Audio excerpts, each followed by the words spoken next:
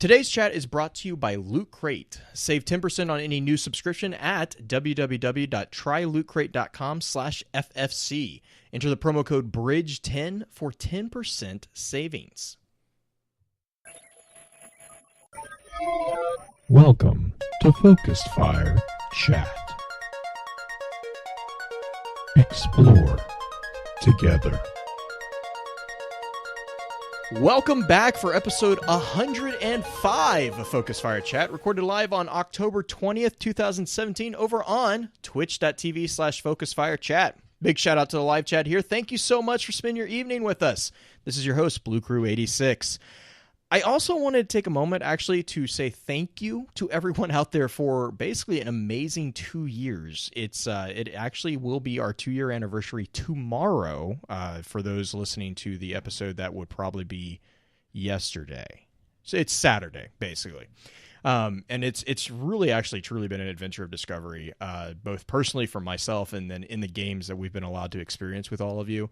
And as you might know, the intro and exit audio files are actually drawn from a song that was written by our good friend Dustin Griffith. And I'm actually happy to have an updated version to help celebrate this moment. For those who are in the live stream, you actually got to hear that a little bit during the countdown to start off the show. But basically, Green and Beard, before we get into your guys' intro, do you mind if I play that real quick just for everyone who's listening to the recording? Hit it. Okay, perfect. All right, so I hope you guys enjoy this one, and I'll be sure to include links to Dustin's sites. I believe he has it up on SoundCloud. He usually has it up on SoundCloud, so I'll be sure to include links there if you'd like to grab a copy of some of his other amazing work.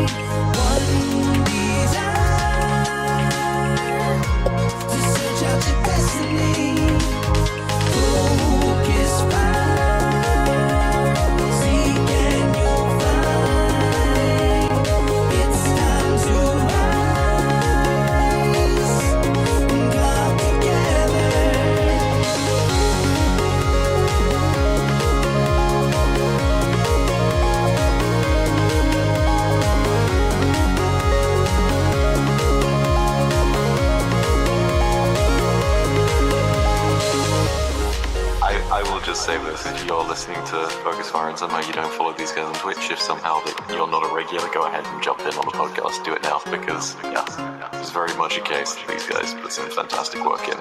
Every single time I come back on the show, something has improved, and it's really impressive by this point. Thank you so much. That means a ton, brother. Thank you. All right, go get sleep. Or go get coffee, whatever. All right. Love you, buddy. And yeah, bye guys. Enjoy the rest of the show.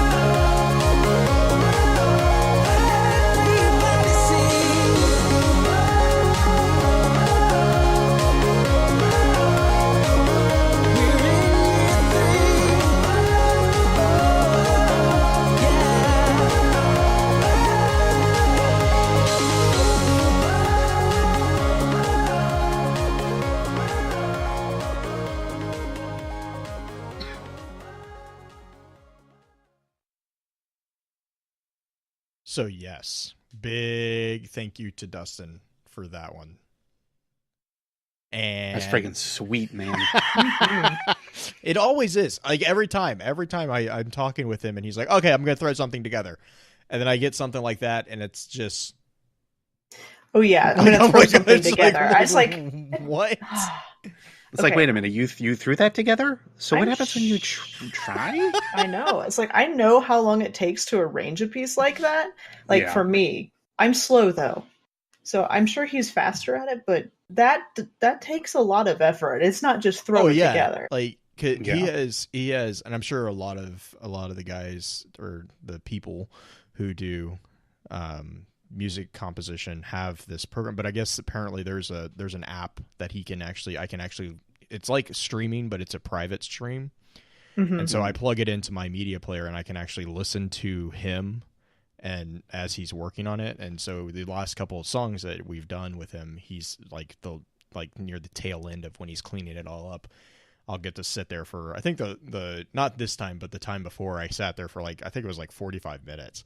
And just listen to the and he's just messing around with it, and it's just it boggles. It's my mind boggling.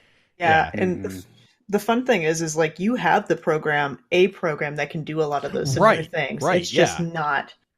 We just don't use it as, I guess, well as he does. Well, and that's I guess you don't use it in a similar manner. That's the big thing. Yeah, because I think it's. Definitely. My understanding is I think. You're talking about Audacity, right?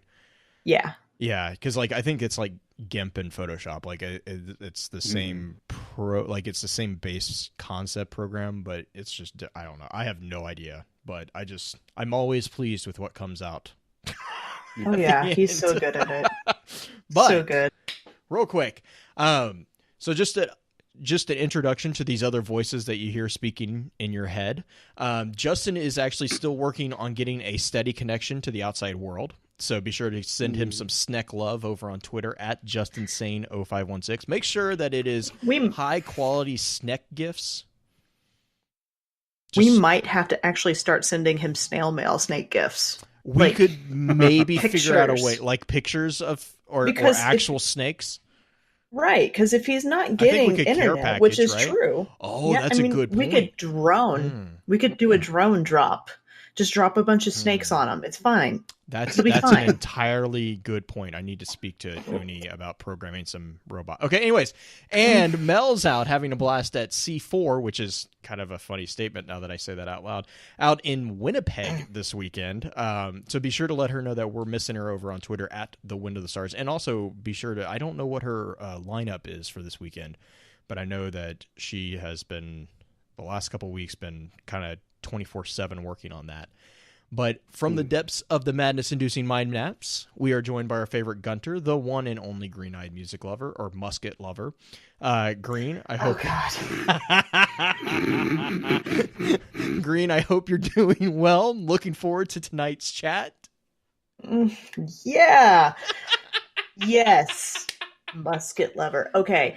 The story behind that is, for those of you who don't know, my name is spelled with a K in music instead of like a C. It's spelled with the German spelling. I swear to God, every streamer who has read my name on stream who doesn't know me personally has even Mylan. Even some people who do know her personally. Yes. Oh no. Even Mylan read it as green-eyed musket lover. And I'm like, I may be from the Midwest, but I do not love me some muskets. They do not aim well. They do not aim well. They do not reload well. But you know what? When they do hit the target, they do a lot of damage. That's true. And there's always the exit granted, wound more it's like than a the entry 15% chance that it's going to hit the target. But if that, God. Oh man. Yeah, no, it's always amusing. And he did it tonight because I jumped into the Dame stream because they're doing a charity stream this weekend, which I will be on Sunday. But hello, future people. If you've listened to it and it's past Sunday, I'm sorry you missed it. Anyway, he read my name because I said hi. Because it's like, oh yeah, I'll say hi to Mylan because Mylan and I met at Guardian Con this year, and lo and behold, that cursed long, slightly complicated name bit him in the rear, and I'm going to give him grief. Like nobody's business. It's just going to happen. So if you see Mylan, go give him grief. Mm-hmm. I would totally just say you're completely authorized to do so. Not that I'm his manager or anything, but please, for the love of God, just feel free. Well, in the guest co-host spotlight tonight, we are joined by the grizzly bearded lore master himself, Beard Grizzly. Beard, how are you doing tonight? Well, aside of what is sleep, the typical. No, I'm doing great. I was up super late as usual, just scripting, voicing, so on. But as always, just kind of continuing to do the lore thing, building that channel and everything else. Side note, speaking of, I've been actually at this now for just 3 days over. Actually, I shouldn't say that. Just a week over a year. Nice. I actually just passed my year marker because I count the Effort Eat lore video as the first thing that I had done with lore, and it was. And that was posted October 13th of 2016. So I am officially past a year that I have been involved in this, and I cannot thank, any of you are here and have given me any support, I cannot thank any of you guys enough. And aside from, Matt for being as welcoming as he has been, I do need to give you guys here at FFC a huge shout out because you guys have been extremely welcoming. A really nice extra little family to kind of come home to, talk with you guys, so on. So I cannot honestly thank you guys enough for being as supportive as you have been. But in terms of anything from me, I think most of you know me at this point, or at least some of you do. You guys can find me over on YouTube, Beard_Grizzly. That is when YouTube decides to put me in the algorithm, because I found out for 2 weeks I wasn't in the algorithm. What? I legitimately searched my name on desktop and mobile, could not find it. Could not find my name. You could find some of my videos, but you couldn't find my channel. And it was like very, very few videos. I was like, what is going on? But you can also find me over on Twitch, same name. And you can also find me on Twitter, same name. I will be starting on Twitch probably again once everything kind of settles out from the season. So you guys can actually look forward to some live streams soon enough. Nice! Yes! Live streams! I love live streams from everyone. So, Yes. so I have a very serious question for you, Beard. Oh dear. Why are you asking me serious questions? We know how this goes. Are there horse people? Horse people? No. No. My cotton socks!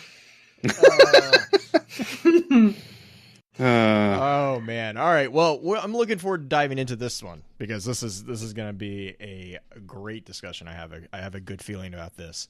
But what did we say in the pre-show? A brain smoothie? A brain smoothie. Yes, I think that's. But that was about the other show, wasn't it? Or was that about this show? Yeah. It's about all the shows. Or is it about both of them? I'm gonna say maybe it's all the shows. All the shows. Just yes. All right. Well, let's run through a few quick notes and then we'll get right into it. Our topic for this week's chat is going to be a look at Warminds. Before we jump into that, however, I do have a few housekeeping notes to run through. In our last chat, we discussed The Traveler.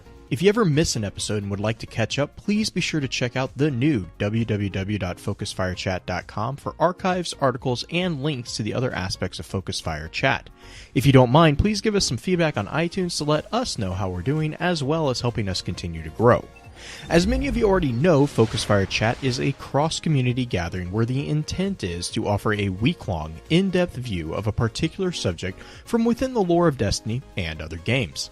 This chat begins every Tuesday morning and runs until the following Tuesday, with topics decided by the group via a poll that begins every Friday and ends on the Tuesday morning of the new chat. Every Friday, at about 10 p.m. Central, we get together to stream a recap of the previous week's chat for those who were unable to participate.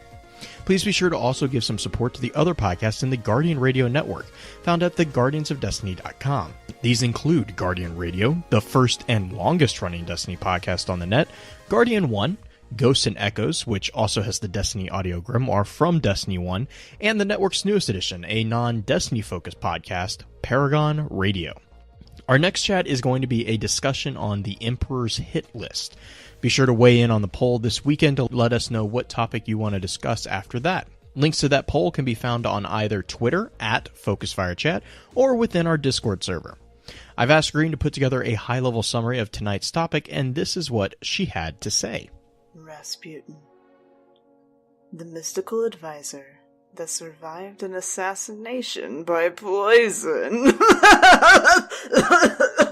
I mean the Warmind. That is sometimes friend, and sometimes, well, complicated. The legendary Warminds stood watch over our Golden Age colonies. Vigilant intelligences stretched across thousands of warsats and hardened installations. When the collapse struck, the great Warminds fought and died. Rasputin fell with them. Or did he? Maybe the supercomputer fooled all of them, and for a time all of us. Until we reconnected him to his satellite hubs across the solar system, and by doing so unleashed this excuse me, this incalculable mind. Today, we talk about his past and his suspected present. Hopefully, none of us will have a warsat dropped on our heads.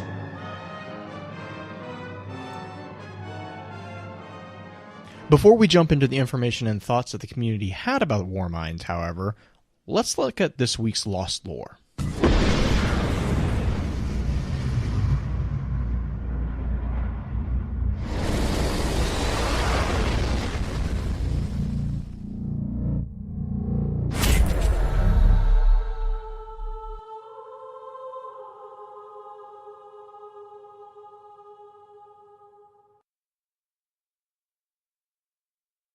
You said wait for it, Green. It's like, I am actually reading this chat. Why am I waiting for it? Yay! No, I thought this was the Randy one, but I didn't realize this was the Lost. My bad. Randy's new bit lasts a little longer than I'm used to, so I was waiting for it, and now I feel really awkward. Just like that kid who stands on stage waiting for their cue and then they totally miss it. It's like, what am I waiting for? I don't know. I feel like as much as Green says that she was like, big old music person and everything, if she was up on stage during like the middle school play, she was the tree that says, "I'm a tree." And that's her line. I will have you know that I played in middle school I played a little orphan that was not Orphan Annie, but one from Oliver. Oh, yeah. But yeah, I also had short hair, so I had to play a lot of guy parts. Surprise! We don't have guys that like to act. Anyway, Lost Lore. This one totally did not make us obsessed. A little bit? A lot of it. A lot of it. So what is obsession? Do we need to redefine that first? Normal. That's true. Normal. It's normal for us. Okay. It's when you spend all of your time talking about a game that apparently doesn't have story. Oh, wait. Isn't that what episode? What episode are we on? Oh man. But I don't know what's been my last year. What's been my last year? Our last 2 years. What? But anyway, so this Lost Lore section, I think, is going to be one of Green's. That guy just completely failed at the Floor is Lava game. One of Green. Sorry, if live stream, we actually are in the tower, and one of the random guardians tried the Floor is Lava game, and it didn't go well.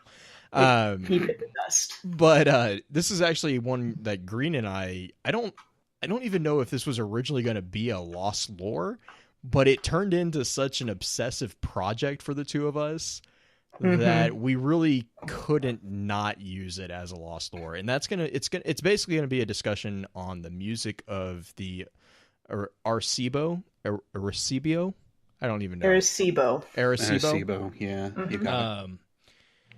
Oh man, I don't even know where to start on this one, Green. Well, okay, so there are technically 4 different pieces that play during the Arecibo mission. One, when you find the first music box, there's 2 more music boxes after that, and then the third section is the boss fight where those 3 boxes show up in the same room, and then you have the final box, which is the ending after the boss, where you find this whole chamber of boxes, which is slightly terrifying to me considering everything that you had just gone through. The lore that goes with all these music pieces, which when Blue says we were obsessing on it, I've listened to more Tchaikovsky now in the last week than I ever did when I was going to school to teach music. And I took 4 semesters of music history. So it's been quite a bit. Either that or I was really bad at actually following through on homework. But that's besides the point. We're not going to talk about that. Yeah. What is homework? I'm actually going to shout out for my wife real quick and do this, but I'm going to do it anyway. She came up with, hey, why don't you just Shazam it? Because that makes sense. And then I kind of honked myself on the head going, duh. We found some clips that are long enough without any shooting in the background, and we got 2 of them absolutely found, like proven. I can give you links to them on YouTube or Spotify. The other 2, I'm working on it. But we have some good ideas basically about it. We have 2 confirmed, and then like what would you say? The last one I think is like pure speculation. I mean, the first one's speculation, the last one's kind of probable. Yeah. Just simply because of the historical context of the game. And it's funny, actually, with the first one, because it makes a lot of sense that it almost would be, especially considering the quote, now that I'm jumping ahead. Right. But yeah. Okay, so the first piece is not named, obviously, since we don't have an actual name for the piece. It is a pentatonic piece. The closest relation I found was a Japanese tea ceremony type song. It's very similar to what we hear in the game. Blue, do you have anything on the shamisen? Samishin, it's actually an instrument in Japanese culture. I believe it's a 3-stringed instrument. There's a few interesting trivia things about the shamisen, and I think that's how you pronounce it. If it's not, please just yell at me on Twitter like you guys always love to. I will give you plenty of opportunities throughout the episode to yell at me about mispronouncing words. But the shamisen is a 3-stringed kind of, it's basically a guitar. And the interesting thing about it is that the instrument, and I can't remember, I just went blank on the little thing that they use to play, but it's basically a bone fan-esque type thing. I can't remember the proper name for it. It's basically a spatula. Yeah, it's not far off. But depending on the specific situation of when the shamisen is being played, that actually has an impact on the model type, I guess, if you will, of the shamisen. So like during I think it's during tea ceremonies and like proper and lighthearted moments and stuff like that, the shamisen would often have a very thin neck, which basically it has a very strong influence on the sound that it creates. And then during like different situations, they would range from a very, very, very thin neck to a very thick neck on the stringed, or the I guess the fretboard, basically. And so that's just like the trivia that I was able to pick up. It is a very Japanese thing. It makes sense given the quote that is read, or that is recited, which is basically, excuse me, it says, it's playing in the background when the following quote is stated, and it says, "Real things in the darkness seem no realer than dreams." That quote is a quote from what is often regarded as the world's first novel. It was a story written during the 11th century, and it was The Tale of Genji. Shamus. I don't know. Chat's trying to teach me how to say the word in text, but so yeah, like it makes sense that it would like that aligns with where the quote is originating from, since that's the instrument from that same area. So, but I know, and there's Green, I was about to say, Green, didn't you have something that connected? You had something that connected all the quotes together too, other than like the obvious. The thing that connected a lot of the quotes together actually has to do with how the music layers on top of each other, more so than anything else. And that's from a music teacher's perspective, more so than from a lore game perspective. The other thing about that song is there are other instruments going on. If you listen to the whole clip of it, which I was really lucky, and I can't find it right now, one of our gunters actually recorded the entire song without any gunplay in the background. I don't know how he did it, but he recorded it and uploaded it for me to listen to. And the song it actually becomes a lot more melodic towards the end. At the beginning, it's very sparse and very just lots of space between the sound, which is typical for some tea ceremonies because it's more being contemplative, right? That's kind of the purpose of being in a tea ceremony. This one, it does develop slowly towards the end. And you don't really hear that because everybody gets impatient because it doesn't sound like it's going to be anything else than what it is. But there is a whole song that goes up there. Yeah, the Trouble Girl just said in chat, the Erhu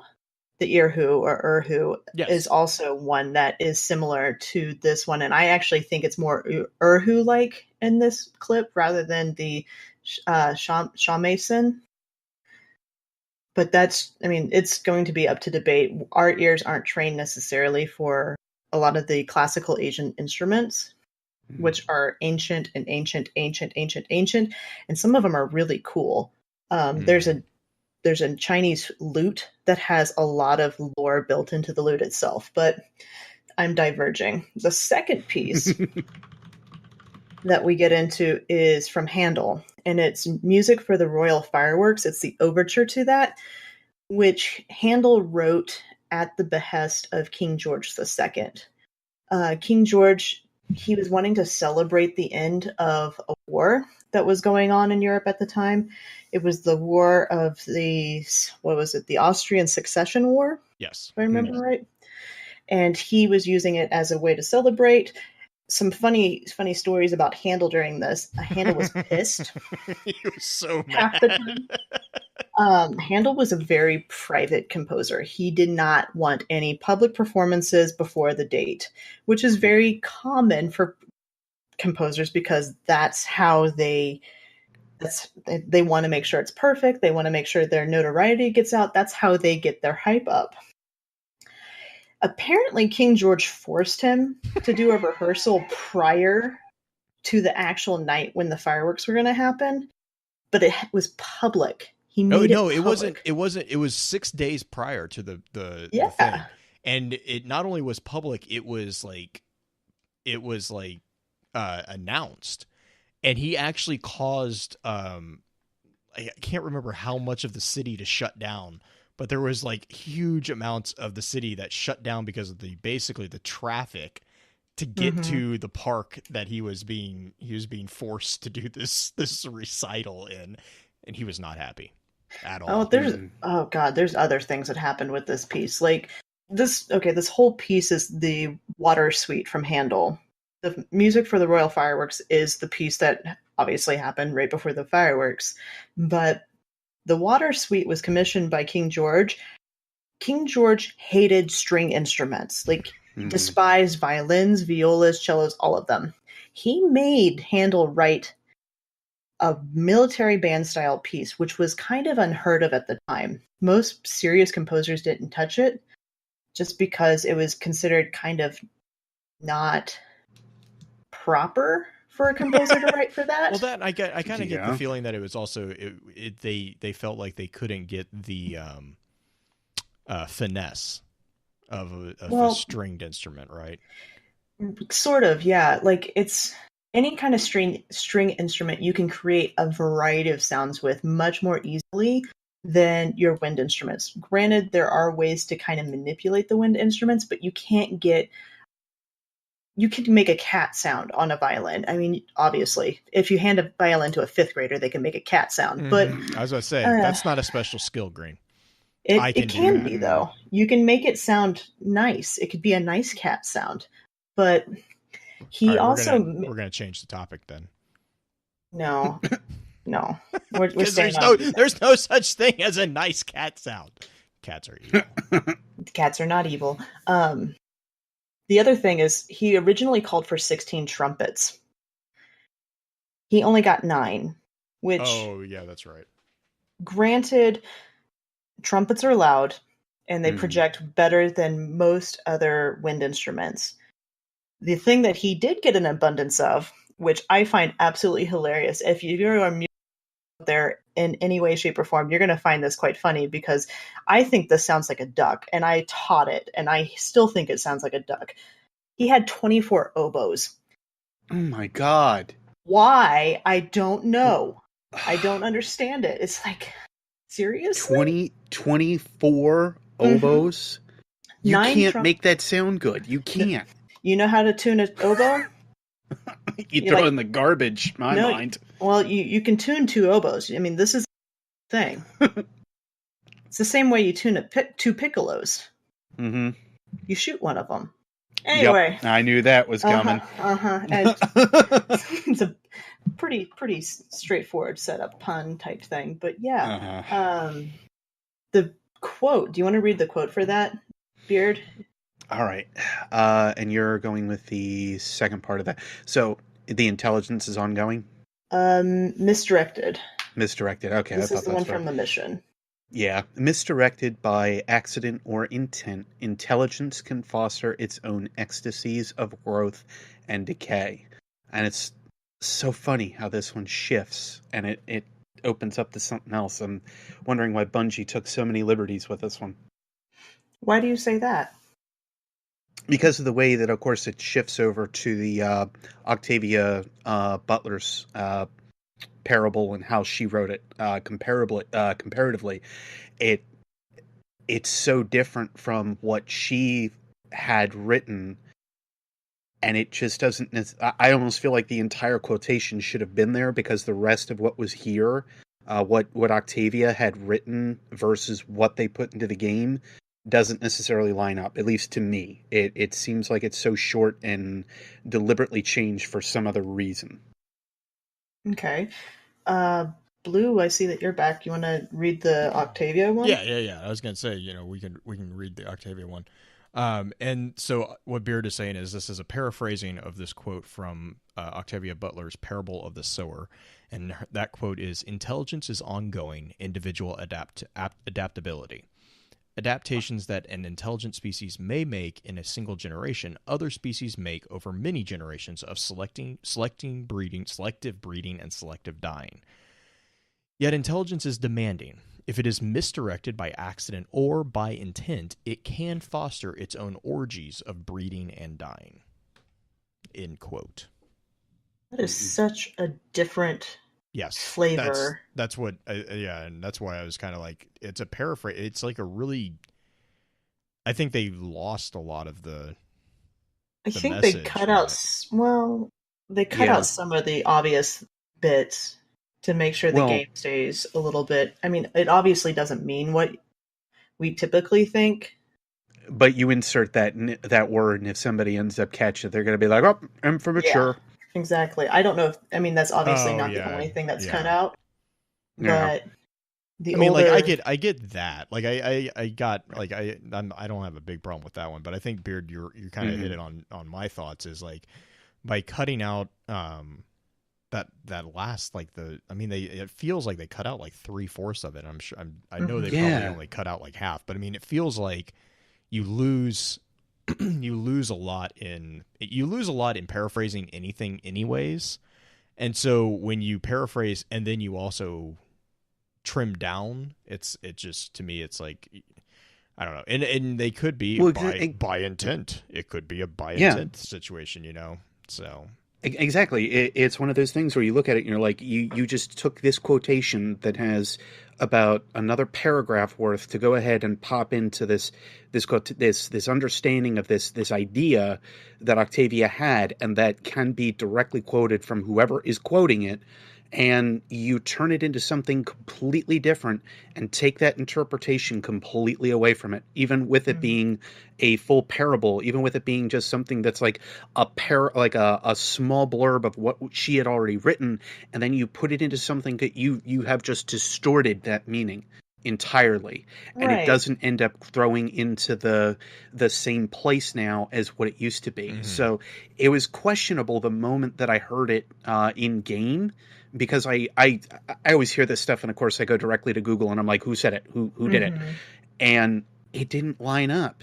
It didn't line up at all. And reading this and then looking back and having them like sitting right there, or, on screen like you guys have it, and having them, it just the length doesn't add up. The length is the part that it's like, whoa.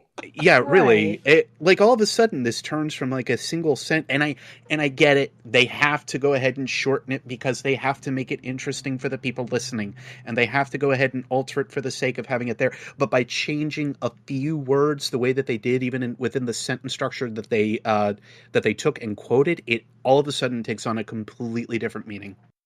I would actually say that if you take those two quotes separately and you don't realize that they're the same quote, obviously we do because it's quite apparent. But if you take the meaning of the quote in game by itself, it does have a very different set of meaning. Like it doesn't mean anything like. Well, it's tailored. It's definitely tailored. Well, it's not just tailored. I mean, if you look at all the music in some ways is tailored too. They're using actual music that is real life, real world music, but they're picking very, very specific pieces for very specific reasons, I think. And I'm going to get into that here in a little bit once we get a little more spinfoily. Yes. But if you take the quote by itself, misdirected by accident or intent, intelligence can foster its own ecstasies of growth and decay. If you put that in the perspective of a Warmind, a supercomputer that is probably bored out of his mind in some respects and calculating, his sense of entertainment is possibly messing with us part of the time. I mean, there's probably some intent there too, but it would not make me think I wouldn't think twice about Rasputin deliberately messing with Guardians just to mess with them.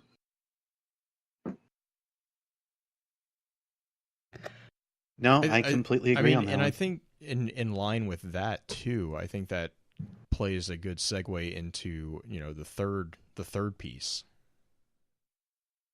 With the quote, like, I think that plays a really good play, talking about kind of doing the mind games. The third quote is in green. I'm going to let you explain this one because I still like this piece of music was a head trip to find. I'll just be bluntly honest. This thing was oh man. I don't know how green. I think green. This is totally due to Shazam. Shazam. Well, I don't even know that thing was still around. But yeah.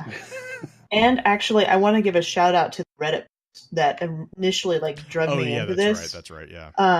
Hollywood Holly Could is the guy who originally posted this about a month ago, and it got me thinking about all of it. And I went back and I did Shazam it to double check and make sure that it matches up correctly. And some of them do. He also had trouble figuring out what the first and the last one are. But this third piece is incredibly rare. It's called the Peepal Tree Romance, which it is done by a group that has only put out one album ever. It is incredibly difficult to find on YouTube. Here's a pro tip: don't search for the song name; search for the group name. Right. Because Blue searched for the song name, and there's pages and pages of dissertations apparently on this topic that does not have anything to do with songs. Right. And it's very we'll confusing. get into the actual history of the song, I'm sure, a little bit, but the group is the Yasutha Samasundram Ensemble. So those are two different words. I would look it up on Shazam, the Peepal Tree Romance. It shows up, or not Shazam, Spotify. If you have Spotify, you can look it up on there fairly easily versus trying to find it on YouTube, because the Peepal Tree is very historic in both Hindu and Buddhism, because the Peepal Tree is another name for the Bodhi tree, which is the tree that Buddha sat underneath to gain enlightenment, and it is also a sacred tree in the Hindu tradition. And speaking of the Hindu tradition, the quote that we get with this one is from a Hindu text. And it says, "Once war has been undertaken, no peace is made by pretending there is no war," which is a direct quote, I believe, at least a direct translation from the I am not obviously anywhere near. It's the book of effort. Yes. There's a Hindu name that is 12 letters long that has a lot of syllables. It's awesome sounding, I'm sure, but I can't make it sound right. Anyway, that is the Peepal Tree Romance. It is also pentatonic, which is 5 notes as far as the scale that it's used. Which brings us to our last piece with the alternate ending, which is the one that Blue is most excited about. And I got a warning sign that I'm talking too much about these other pieces. It is the possibility of this being the Sixth Symphony of Tchaikovsky, particularly the third movement of the Sixth Symphony, if I remember correctly. And yeah, it's Blue, why is this important? Oh my gosh, it's so cool. So the thing about a symphony is that most people will probably know this at a basic level, but a symphony is basically a story. That's what the point of a story is. Now, Tchaikovsky was a prolific writer, let's just say, and he often dodged the concept that he actually met head on with the Sixth Symphony, and that is the idea of death. And especially in his Fourth and Fifth Symphonies, he actually had his characters, if you will. The motto themes of both of those symphonies were basically talking about the destiny of the symphony hero, and it didn't actually address their end, the end of their story. And so the Sixth Symphony is actually him kind of meeting that entire aspect head on. And it's actually described as basically a battle between the stubborn life energy and ultimately a stronger force of oblivion that ends up in terrifying exhaustion is the explanation of the whole symphony. So the quote that this is playing during is a quote from Mikhail Bulgakov's novel, The Master and Margarita, which is a somewhat modern novel. But the quote says, "Never ask for anything, never for anything, and especially from those who are stronger than you. They'll make the offer themselves and give everything themselves." The other thing about this particular piece is that apparently, I did not know this because this is the ending that I had to this adventure, but apparently it's an alternative ending, and I don't know how to trigger it. So I've been looking, and I haven't figured out how to trigger that. But you did not get this ending? No, I did get this ending. Okay. And when I talk to people, a lot of people have not gotten this ending. Huh. So I didn't know. This is the only one I've gotten, doing it several times now. This is the only one I've gotten. Same here. Okay. When I was talking to people, they were saying this is the alternative ending. So I was like, I didn't realize I did anything special, but I mean, I don't know. And it might not. The fact that does everybody go and find the little music box room at the end? Because you finish the boss fight, you might just stop there. I can't remember if it actually ends maybe it's not an alternative ending. They just don't continue on. That's possible. That's possible. But the kind of the ominous thing that happens here. Kind of. I'm trying to be gentle, but basically, Rasputin, or a Warmind, rewrites ghost memories and erases them. So we have an instance of a Warmind who is very obviously capable of overwriting and or changing our ghost memories of events. Right. He basically he deletes ghost short-term memory, and that has a lot of really nefarious implications, because if a Warmind can do that to a ghost, then we rely on ghosts to kind of be our guide about this world, and that kind of begs the question of what else has been changed in his memories or his knowledge. What has been implanted, what has been deleted to make us more, I don't know, malleable to doing things. But the particular piece that this is, and I think this is actually supposed to be the first movement, not the third movement. I can't remember if it's the first movement. It's the first movement, but the third section of it. Oh, okay, yeah. Okay. So the first movement is all about the impulse, passion, confidence, and thirst for activity, and it's a very short movement of the symphony. It's shorter than most movements because it's actually supposed to be, it's supposed to be frantic. Like, it's supposed to be like living in life, and it's the introduction of this life force that is going to go up against this immovable force of, I don't want to say darkness, but like darkness. It really is. I mean, that's what it is. It is. And so basically the symphony is a symphony that he wrote that basically finally faces the fate that stalks his fourth and fifth symphonies. And so like, The cool thing, and I had this article that's I can't remember who it was in chat, and I'm so sorry, I can't remember who posted this, but it was a really good analysis of it, and he said, and the guy is talking about like how the symphony, the ending of it, and he says in the sixth, Tchaikovsky meets that inexorable descent head on, and in so doing, he creates a new shape for the symphony, and one of the most audacious and boldest compositional moves of the 19th century. That slow lamenting finale turns the entire symphonic paradigm on its head and changes at a stroke the possibility of what a symphony could be. Instead of ending in grand public joy, the Sixth Symphony closes with private, intimate, personal pain. This symphony is about a battle between a stubborn life energy and an ultimately stronger force of oblivion that ends up in terrifying exhaustion. And the other... Oh, no, go for it. I mean, he told, like, most symphonies will end with a fanfare. Right. That's a very, very common thing. And he completely turned it on its head. The other we as humans love our happy endings, and then Tchaikovsky was just like, nope, forget it. He's a Russian. Right. Well, okay. He's also really he's honestly, probably, if you've read any Russian literature, it's kind of a theme. Yes, pretty well but fits in. he's still one of the lighter Russians. Oh, yes. As far Yes. as music Yes. goes, Yes. for a long ways.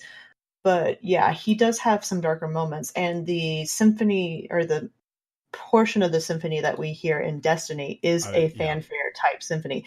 And what we really hear before it goes on, we don't even hear a full line. You hear what's called a motive, which is just a tiny bit of an idea. So that's part of the reason why it's so hard to prove that the Sixth Symphony, it just fits really well lore-wise, because Blue reminded me, and so did other people in chat, that the Sixth Symphony was Rasputin's song from Destiny 1. Right. When And we first met that's why him. I'm pretty comfortable saying that it's probable that this is the Sixth Symphony. Like, just because of the context in which we hear this, and the kind of the nod that this is to Rasputin. And then also when Ghost gets his memories rewritten, he starts spouting like random phrases, and a bunch of the phrases are about Mars and the ice caps and like red sand. Right. And he's talking about all this stuff that's going on in Mars, and it's just, I mean, the thing is like, so that kind of leads into the rest of the podcast, really. If you want to queue up Lorebot, I will queue up Lorebot for you, Green. If you Can I have one last thing about this section? Yes. Because I know, yes, this is Lost Lore, but this really has to do with what it does. Podcast, We will probably be coming back to these in the second concept. So the thing that kind of ties everything together is when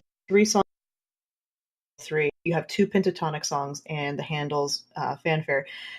The Handel's fanfare, the music for the royal fireworks, is in a major key. For people who understand music or play music, it's in a major key. And then the two pentatonic pieces fit well in with that, because when you teach children how to play pentatonic, or teach them how to play together, you always take away, if you're a singer or whatnot, you always take the fa and the la off of the keyboard, because those are the notes that makes everything sound ugly, because that's what creates tritones, and those are not pretty sounds, and there's a whole history on that interval right there. But you could leave those 5 notes on the keyboard, and you can have the kids play to their heart's content, and it will always sound pretty good if you take away those 2 notes. So Bungie did a trick here by having 2 pentatonic songs mesh on top of the handle, so it fits together. And it also has, at least with the 2 that I was able to see fit together a little bit more, there's a lot of female empowerment or female stuff going on, which I'm sure we'll talk about a bit later. Okay, I'm done with my music nerd out. I'm ready to go now. And the thing is like, the reason why I'm not too pressed for time on this particular thing is, like you said, this actually does really heavily tie into the topic for tonight. And so I think real quick, let's run Randy, because I know everyone really wants to hear the broken version of Randy. And then we'll jump into the content. I think we're going to just touch really quickly on the summary, and then we'll talk about, we'll be coming back to these adventures. So here's the Lorebot. Lorebot 2.0 activated. Query received. Interfacing with expanded database directory. Response received. Displaying on screen for review. Okay, so real quick, summary of Warminds that we know from Destiny 1. I have a pretty good summary. I like my summary. Green likes my summary, even though she's going to laugh at me. But Rasputin is a Banff who did not shoot the Traveler. Moving on. We're done. You kept it PG. I know. I'm so good at this game. That's what happens when you have a kid. Yeah, I get lots of practice. Lot of whispering those words. But no, I think the best way to do this is really to queue up the Rasputin card. And if you guys don't mind, I can read that real quick. You guys good for that one? Okay, perfect. All right, so this is actually, again, like what we kind of talked about last time. We used to have these really, for those who are joining us in Destiny 2, we used to have these really cool things called Grimoire cards. We don't have them anymore. It makes me very sad. This is one of them. This is so much sadness because there's so much cool information in it. But IshtarCollective.net, big shout out to these guys for having these. This is a card that's literally the Rasputin Grimoire card. And it says, the legendary Warminds stood watch over our Golden Age colonies. Vigilant intelligences stretched across thousands of warsats and hardened installations. When the collapse struck, the great Warminds fought and died. Rasputin fell with them, or so history believed. But centuries of explorers' tales spoke of a surviving, elusive Warmind, a myth substantiated when Guardians exploring the old Cosmodrome made positive contact with Rasputin. A single Warmind still lives, diminished but unbroken. Threatened by a convergence of fallen and high forces, Rasputin exploited the reactivation of the Cosmodrome's terrestrial space array to extend itself across the inner solar system. The Guardian Vanguard hoped that Rasputin might make a powerful ally, capable of mapping and reviving Golden Age military assets and recruiting them for the city's defense. But Rasputin has proven recalcitrant and high-handed, unresponsive to the city's outreach. We cannot characterize Rasputin's strategic objectives or capabilities, cannot define its physical or computational architecture, cannot ascertain its disposition with regard to the city, and cannot be sure it retains memory of events before the collapse. Perhaps what remains is only an autonomic shell, defending itself by reflex. Or perhaps Rasputin's objectives have changed, transformed by some vital information it obtained during those dark days. Rasputin's survival opens the possibility that other Warminds may be revivable, opening weapon systems to aid in city defenses. The Vanguard and Consensus hope that continued outreach towards Rasputin will develop into a strategic alliance. End quote. I love that card because it confirms that Rasputin is not the only Warmind. Right. But what? Is Grimoire from Destiny 1 still considered canon at this point? I would honestly go on record to say yes. Yeah. I would say that there's probably room for a lot of it to be retconned, but I don't think so. It's flexible. Flexible, maybe not retconned. Yeah, I think retconn's the wrong word for it. I just go back to, we talked about this a little bit. Green, you and I talked about this especially. About the episode 0 theory, right? Okay, if Destiny 1 is an episode 0, which is how they've kind of presented that, that's fine. Because the concept of an episode 0 is that it creates the world in which you are interacting with. It's for those of us who play D&D, it's the DMG in which you put the players. So for me, the Grimoire card are basically the behind-the-scenes rules that are going on that the DM knows, whereas the players don't really know necessarily all of them. So Destiny 2, we now have the player's handbook instead of the DMG, which is why a lot of us who were DMs are very upset, because we want the DMG, not the PHB. Yes. Kudos to anybody who followed... No, I was about to say, kudos to anybody who followed that rant, because Dungeons and Dragons for the win. It made sense. And it better in my be head. version 3, y'all. Version 3. No, 3.5 was okay. Actually, I'm not lying. 5e is actually not too bad. I haven't tried any 5. I've so been I can't swayed. Comment, I've been swayed to 5e. It is focus. Yeah. Sorry. But that's honestly, that's how I see it. I see the Grimoire as still being canon. I think that, and obviously there's wiggle room. We have 105 episodes that we've discussed the wiggle room of Grimoire.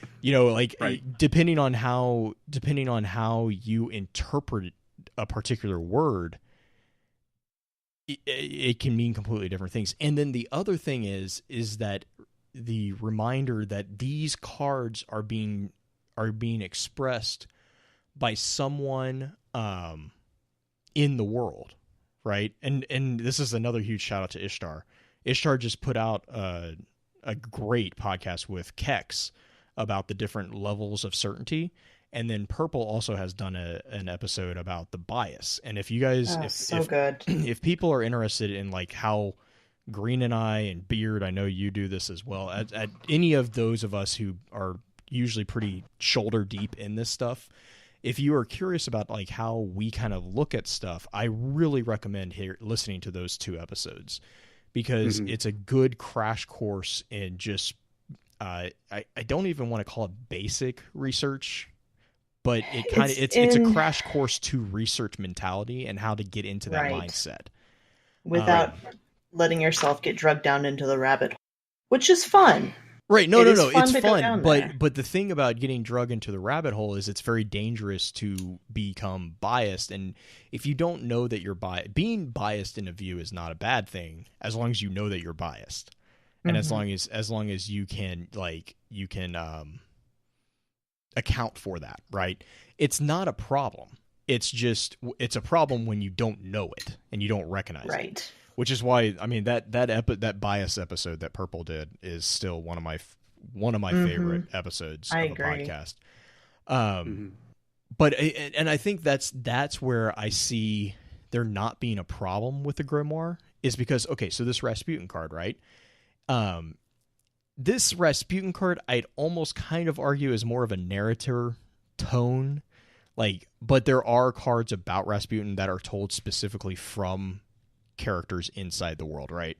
Most of the Ghost Fragment Rasputin cards, which we have all linked in the mind map, most of the Ghost Fragment cards are all pretty much all from either Rasputin's point of view or someone else's. I think who's the general who teases Rasputin? Landshu. Tell him to calm down. It's not like I'm gonna hit a ship. I know how to fly a glider. But I think, and so as far as like being canon, I definitely think that these are still canon. The other thing is like throughout Destiny 1, and this is where I keep kind of coming back to multiple Warminds, is in Destiny 1, they were always described as planetary Warminds. They were never really called Warminds. And I guess to me that kind of that implies that you have a network of planetary Warminds. Well, that denotes that they are on planets, like Rasputin was on Earth because he's the first among equals, and then Charlemagne, it was on Mars, and then like each planet kind of it was always kind of implied that there was a Warmind instance on each planet. Now, and in Green, I think the argument that you had was that was before, but what about now? Well, it's whether or not the Warminds are tied together now because of the Skyshock mission. Whether or not that's a huge debate in and of itself, and I'm sure that's going to be talked about a little bit later. Well, and so I mean, it fits into this segment really well. It does. Because the other thing that happened in Destiny 1 is, and I can't remember when we got Martel. It was one of the DLCs. I can't remember. Martel showed up in House. Was it House of Wolves? House of Wolves? I think. But didn't we have that for the Sleeper? Because I think that's where we started to learn some of that. Well, Sleeper showed up later. Sleeper wasn't until but Sleeper was a project by Rasputin to give it. Rasputin was babysitting us through the Sleeper, which is I still love that trivia fact is that the Sleeper is actually Rasputin literally keeping an eye on the Guardian. He's like, here's a really powerful weapon, but I'm coming with you. So here's 12% or 12% of my intelligence. Go with you. Which is terrifying to think about. It is. It's really scary. It gives what's the Amazon thing? Alexa. Oh yeah. I'm gonna say Rasputin, I need some more ammo. No. Or like we just heard about from Google, but that's another thing, so I will focus. If I'm looking at Ishtar proper, they actually say at 9/9 of 2015, so it was actually during Taken King that we did see the Martel Warmind. And real fast, I'll just read it off. It's the Intact Warmind Core. Codename Martel. Parent redacted. Status Iliodor complete. So it's more of this typical code that Rasputin likes to talk in, or at least that we see a lot of like the Warmind code be in. Mhm. We see things like Yuga, Sundown, Velispa, so on and so forth, just kind of tying back to so many different civilizations, and silly as it is, it all ties back to some of the music we heard too, which again is still very much open to interpretation on how you want to take that, of course. But Martel is an interesting name, and it wasn't one I was expecting to end up seeing brought up at all. So I'm glad we talked about her a little.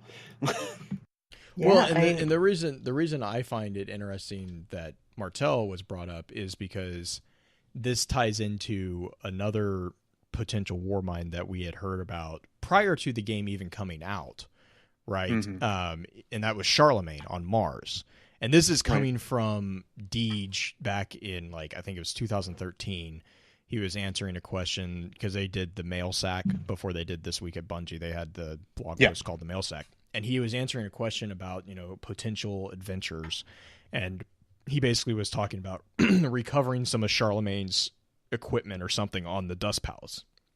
Now, having gone through Destiny 1, we all know that was either scrapped or it just wasn't, it didn't make the final cut. So that begs the question of, is Charlemagne still canon?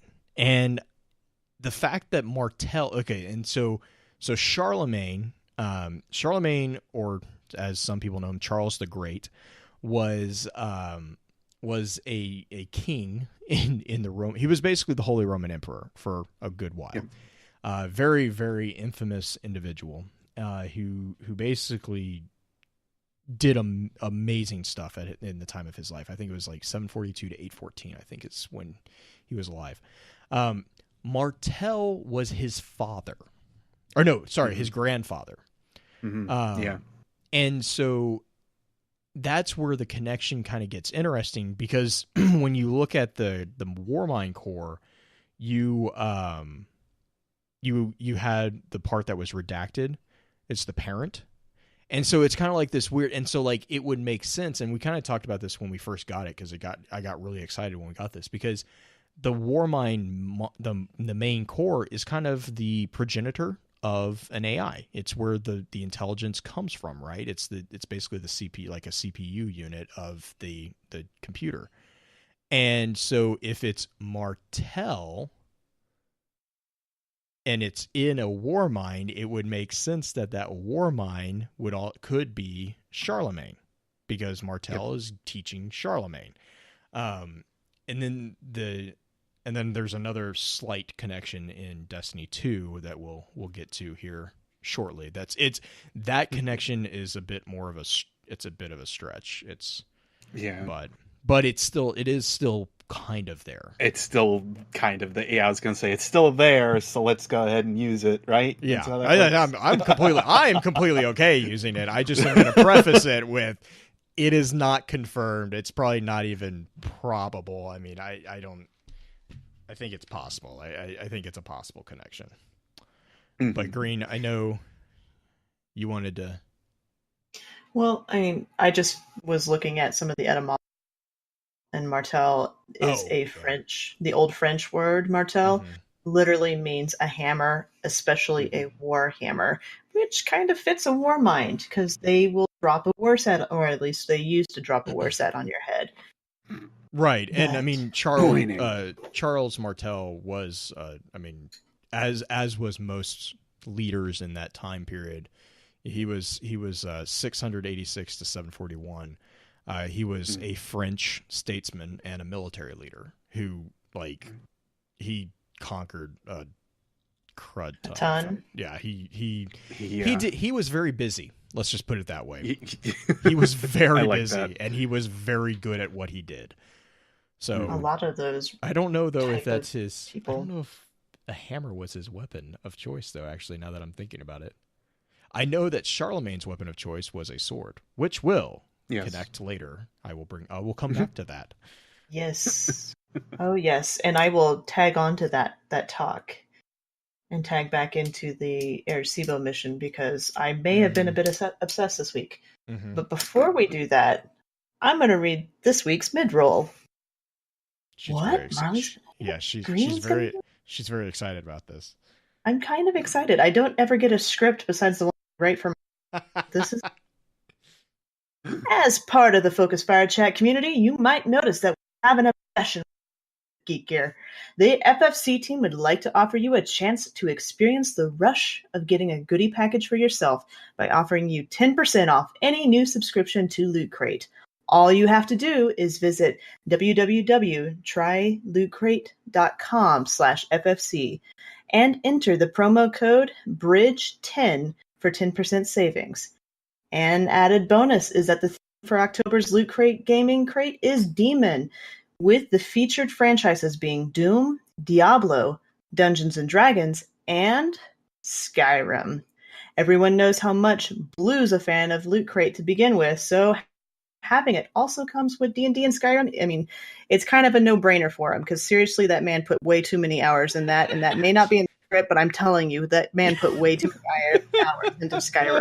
Everyone's bragging about, I'm bumping up against 1,000 hours in Destiny. I'm like, I'm bumping up against 4,000 in Skyrim. I don't know what you guys are talking about. No. Mm-hmm. He was a little obsessed. How many books did you organize on the shelves? All of them. Okay. They are all freaking organized. The sad thing is like whenever you get a new book and you have to reorganize all the bookshelves.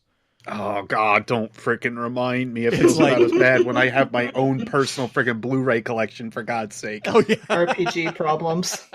Have you guys seen the diagram that shows like the girlfriend going to the mall, and it's like the path of the walking to shop for jeans, and it's the guy going to the mall. It's the straight line, and then right below it's the map. Guy playing Skyrim going through a dungeon, it's going through every single room, and the girl playing Skyrim, and it's the straight line to the boss. That is so true. Like, that's so pretty accurate, actually, because I'm the one that I don't leave dungeons until they're fully mapped. Like, there might be something here. You never know. Might be a stray coin somewhere. Exactly. But, well, so you feeling good? Yeah. Is that? I want my mommy. I want my mommy. All right, let's talk about Destiny 2 Warminds. Warminds? Warmind. We don't really know, right? That's kind of questionable. And I think that's really kind of the big debate that a lot this week was, is it plural? Is it not? Do we know?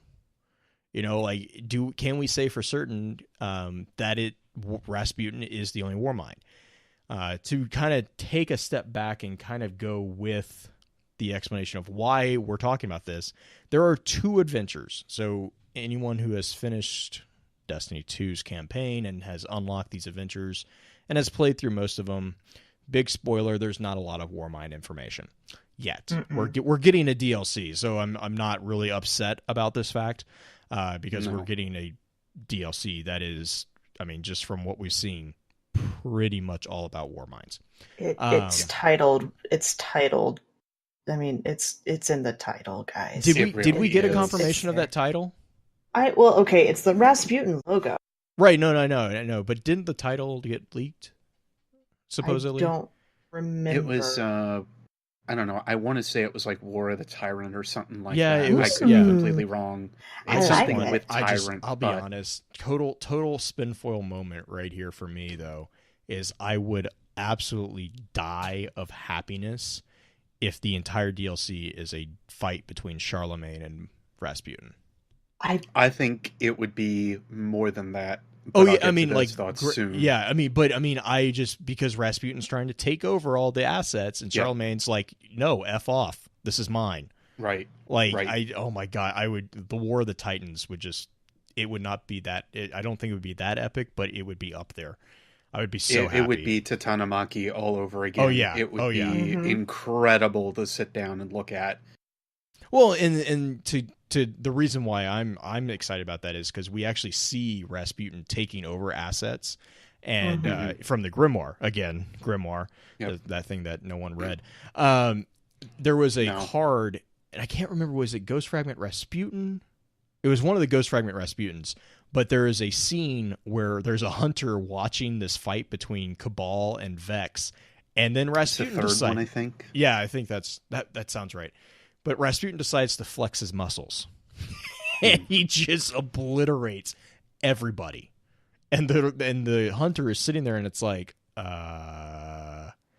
okay. And it basically, the gross fragment card takes place pretty closely after the terrestrial array was reactivated. So it's basically Rasputin reaching out and, kind of doing exactly that, flexing his muscles and getting a feel for what he now has access to. And I think the hunter kind of makes a comment like, what just happened? Is that a good thing? Is that a bad thing? Like, what's going on here? Well, I mean, if art history has anything to say about it, scary guy that you don't ever quite know if he's on your side or not. Well, he's on your side until he's not. Well, okay. So, do you want to get into the history of the real Rasputin? Oh, no. I'm going to say... We'll be here forever. Uh-huh. What's that about Focus Fire? I wouldn't be very focused. No. There's not a whole lot of focus. No. I was also wrong. It is Ghost Fragment 2. Okay.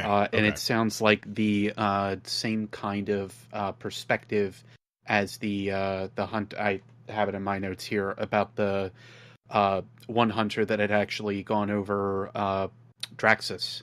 Yes. Yeah. I think it was the Hunter 2 Grimoire, but yeah. Right. It seems to have the same feeling to it, but anyway. And it takes place on Mars. Mm-hmm. Mm-hmm. So that is to say that there are two adventures, like I mentioned, and one of them is Arecibo, and then, which we've kind of already talked about, and then Road Rage is the other one. Yeah. The brunt of the debate actually came from Road Rage. Sort of. I think that Arecibo has a... Well, okay. No, I mean, the debate about Rasputin being the only Warmind. Mm-hmm. Like, that... Well, because Road Rage is when Ikora basically says Rasputin is the only Warmind. Right. But then later, Asher actually kind of counteracts her, and he starts talking about how Warminds, like, they start talking about they talk about Warminds plural, not Warmind. Mm-hmm. And so, to me, I don't know, and it could be something as simple as a goof, like a small goof, which is, I'm not going to try to crucify someone for that, but like, to me, that just seems like either, and this is what I think Dragon and I were talking about earlier today, actually, in our Discord server, is like, there's basically three options here, right? Either Ikora's lying, or Ikora is not aware of the full truth of what's actually happening, or we just are like, I mean, it's just, we're completely misunderstanding or missing something. It's possible. I think it's the second item. I mean, I really think, again, going back, bias.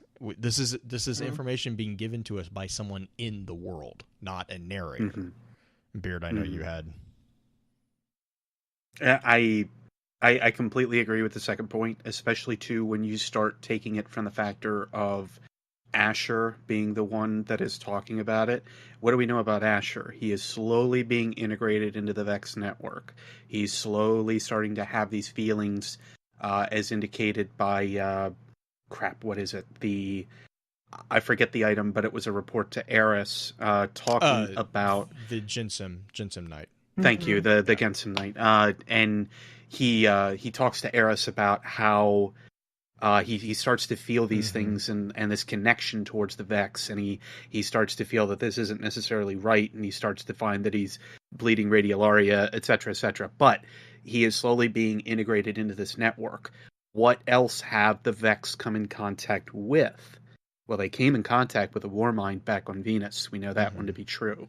And that, to me, says that they understand what a Warmind feels like. And in that respect is something that they are also, too, trying to further understand with Rasputin.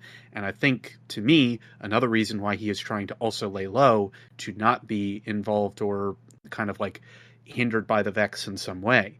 Even though we kind of see by the end of, and I forget what the mission is now on Destiny 1, because that was so last year, how everything kind of felt with the Vex kind of giving worship to Rasputin on Mars. And there's this odd playoff on seeming a heavy connection between them. So I'm more attuned to say that I would believe Asher in this respect, but I don't think that he necessarily knows exactly why in that respect either. Yeah, and I think, Green, I was actually going to jump. I'm assuming you're going with the radio signal? Well, yeah. Yeah, sort of. So about the kind of just tying it together to Asher a little bit more. Because okay. In the Arecibo mission, the very opening of it, Ghost asks if Asher can hear the music on frequency J1869, which is, if you take that as a year, that is the year that Rasputin was born, if I'm correct, if I remember correctly. That's the year he was born, the real Rasputin, not in game. To further your concept of Asher being too much Vex, I honestly think Asher can't hear it because he's having interference when he picks up on it and actually starts trying to listen to it. I think he gets disabled like the Vex do. Bingo. Thank the you. Vex are the only ones. That's what I was going to say, yeah. The Vex are the only ones that are disabled during that. There are other things outside at the time. There's Cabal outside during the second scan, and they're not affected by it at all. But the Vex really do get affected by it. The first time, it's literally they're just curious, so they start scanning it, and it scans them back. When you look into the darkness, does it stare back out at you? And then the second one is when you see them freeze up. Yes, they freeze up. And the third one, he starts freezing them together and just actually manipulating them slightly. So I think Asher is affected like the Vex when it comes to the Warminds. I think Asher actually couldn't, if he did listen to it, he got disabled because we never hear from him again that adventure, even though we ask him to try to scan things. Right. And the other thing to think about is, well, so even if he gets disabled, you could argue, well, wouldn't he remember it? But remember what happens to Ghost at the end. Ghost gets affected by it, and Ghost can't remember. So it's not just that he's like taking control of them. He's actually like, it's almost like he's possessing them. I think it's different. I'm in trouble. I think it's different. I think it's when the Vex scan the Warmind music. Like I said, that quote, there's a reason I brought that quote up. I think Rasputin scanned them back and was able to manipulate their code because he's incredibly intelligent and a megalomaniac, because Rasputin, same thing with Ghost. Ghost scanned it. Rasputin looked into Ghost.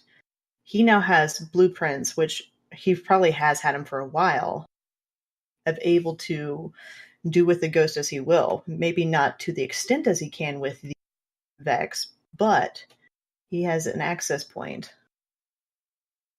Sorry, oh God! No. Yes. That's terrifying, right?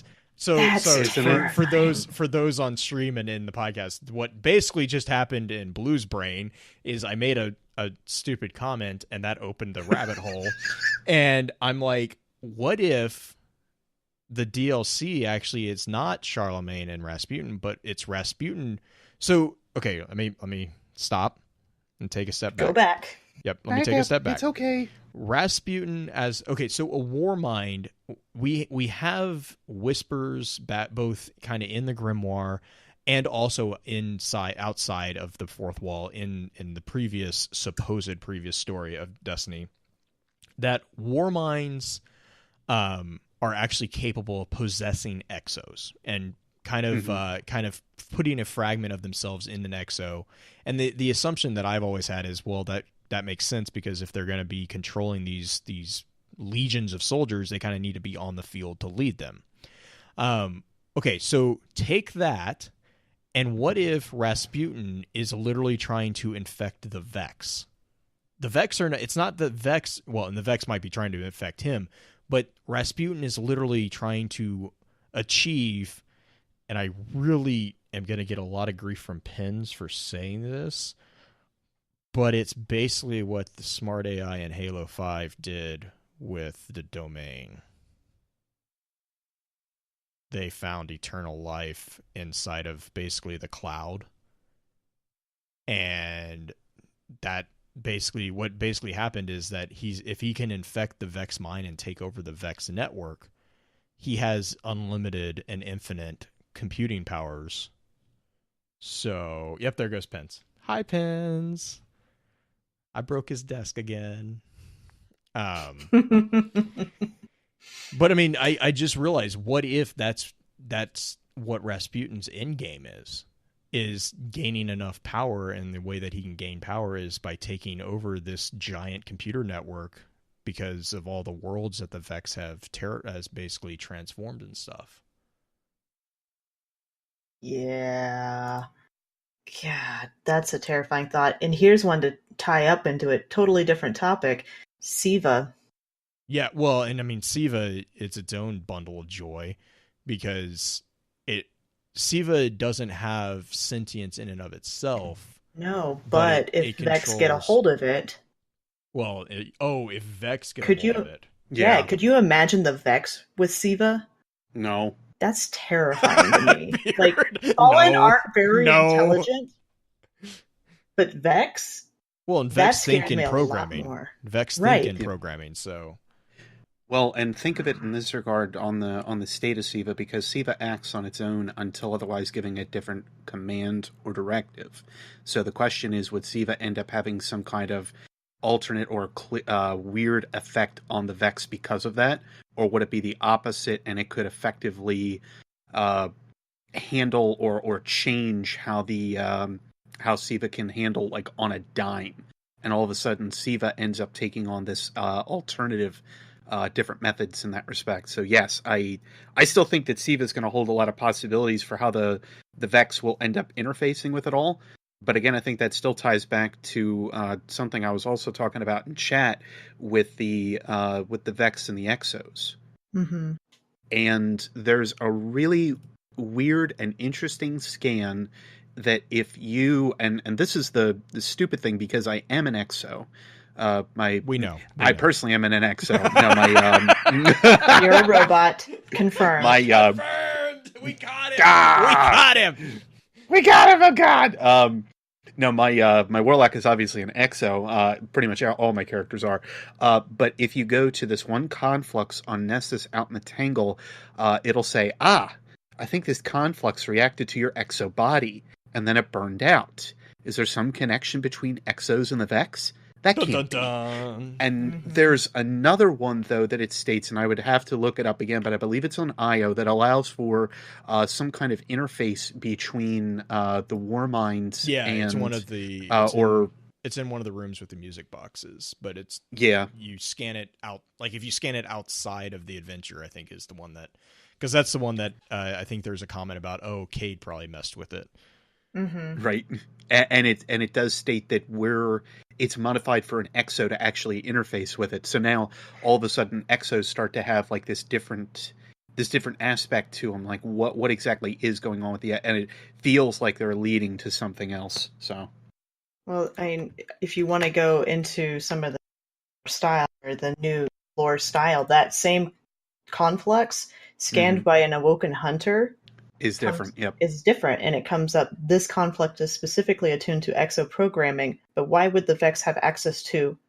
Oh, it must be Cade. It's Cade's fault. The Cade unit. Cade's fault. Yeah, like he's dumb and stuff. Her chain in chat, it just kind of hit the nail on the head in my mind. Is he says, I kind of prefer having the Vex in control of the greatest computational network. At least they're inefficient. Rasputin, though. It's like, yep. Yes. So we started the debate tiny bit of whether or not Rasputin is the only Warmind or one of the Warminds. Ready? Oh man, you're ready? Oh boy. The problem with this one is that there really isn't like. There's no concrete evidence either way. And it's feeling and interpretation like typical. Right. And I go back to, I really think it's just probable that Rasputin, I can see it's Here's just frustrating because I can see both sides. I can see both sides of the argument. Yes. Here's what I kind of see, which is something that somebody brought up in chat earlier. It could happen this way. It could be Rasputin is trying to acquire all the other Warminds. Mm-hmm. Considering that the Warminds, we don't know that the other Warminds were active still or even had any power whatsoever prior to Rasputin reconnecting to all of them. Mm-hmm. We don't know if they had any sort of capability of still being functional at that point. Mm-hmm.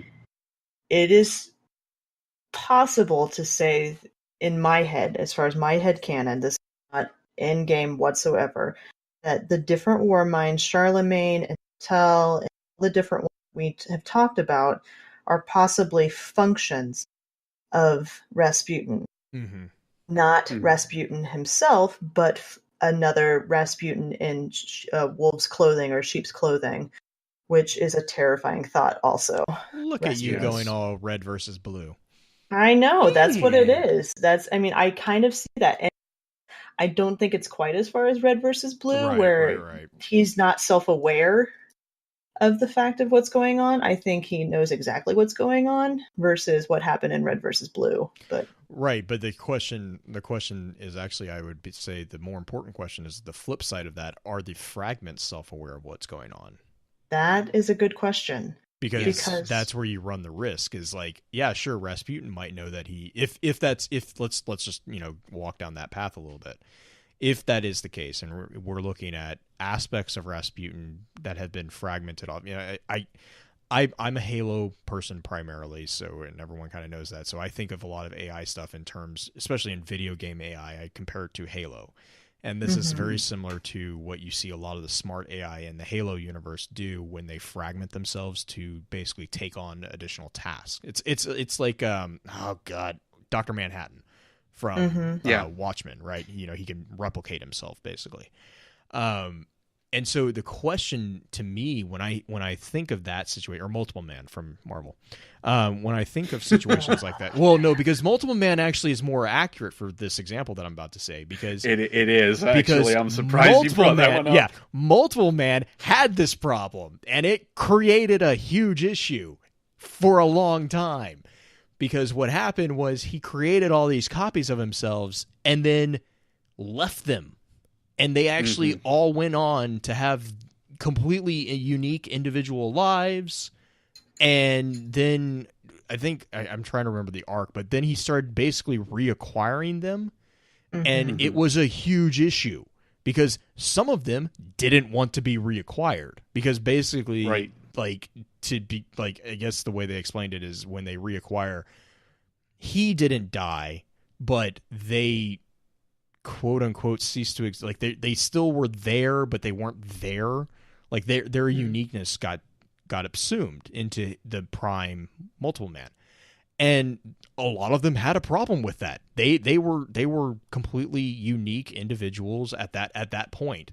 And so that's where I'm coming from, is like, okay, that's great. Rasputin might know that, you could argue that these are different fragments of Rasputin. But if that's the case, what do those fragments think? Do they know that they're fragments? And if they do know they're fragments, it's been so long that, again, even if they know that they're fragments of Rasputin, let's say Charlemagne is a subset of Rasputin. He's been on his own, if he's been aware. He's been on his own for at least 500 years, given what we learned from Rise of Iron.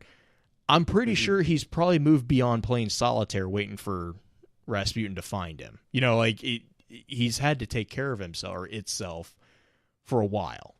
And so go for it.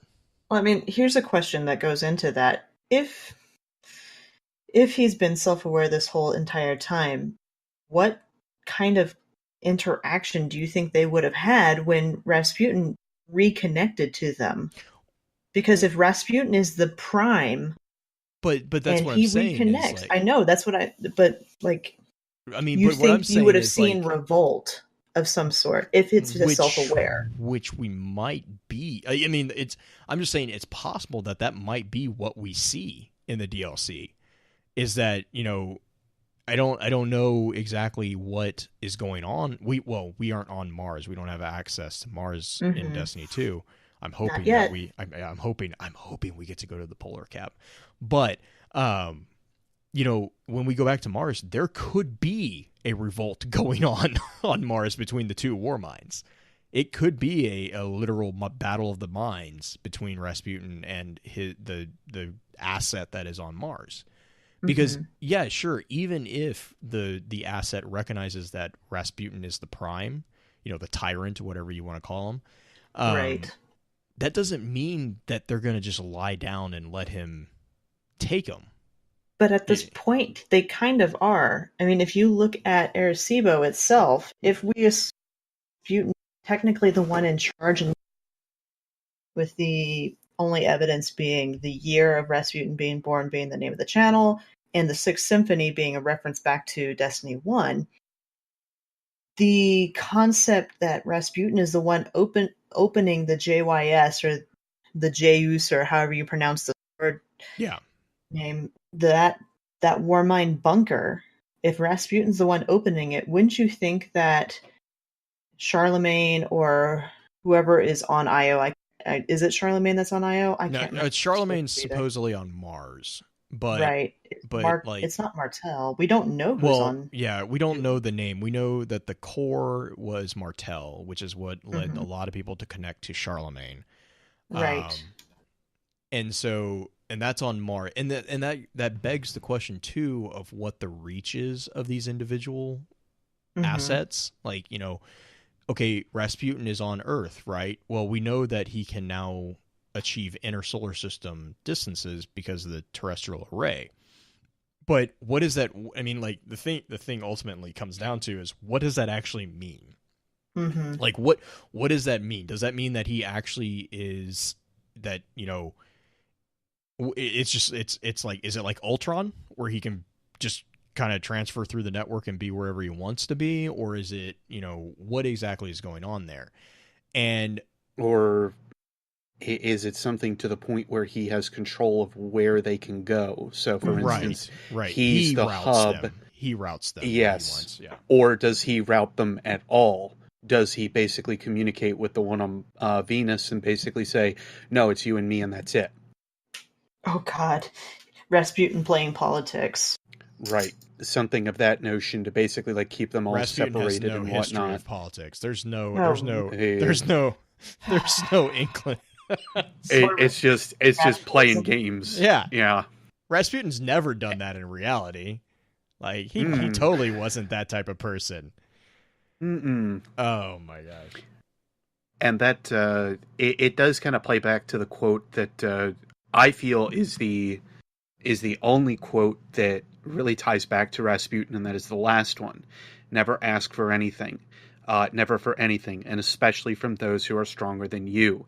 They'll make the offer themselves and give everything themselves. Right. And in that respect, it kind of ties back to me, at least, again, to me, that he is basically controlling the additional Warminds the way that they are, or playing back. But it's the only one that has his music. At least I feel that it's his music. While the others don't necessarily fit that bill. They all come from different regions. They all come from different areas.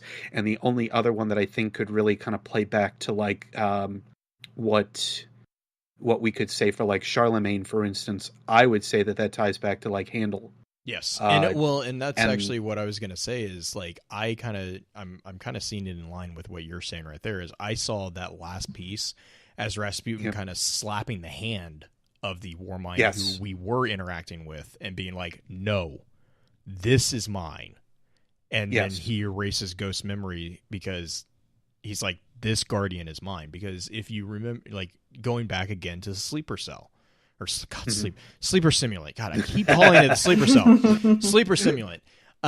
Going back to that was a specific weapon that Rasputin authorized to be built for our guardian, because basically Rasputin recognized that he couldn't defend himself fully. And then he also recognized that our guardian was, for whatever reason, he deemed us quote, air quotes, big air quotes here, trustworthy. Trustworthy enough to carry around about, I think it was like 10% or 12% of himself. Like, that's the thing that I keep going back to. Rasputin, and this is all for Guardians who were in Destiny 1, but Rasputin has marked our Guardian. He kind of has claimed us as a personal property of his.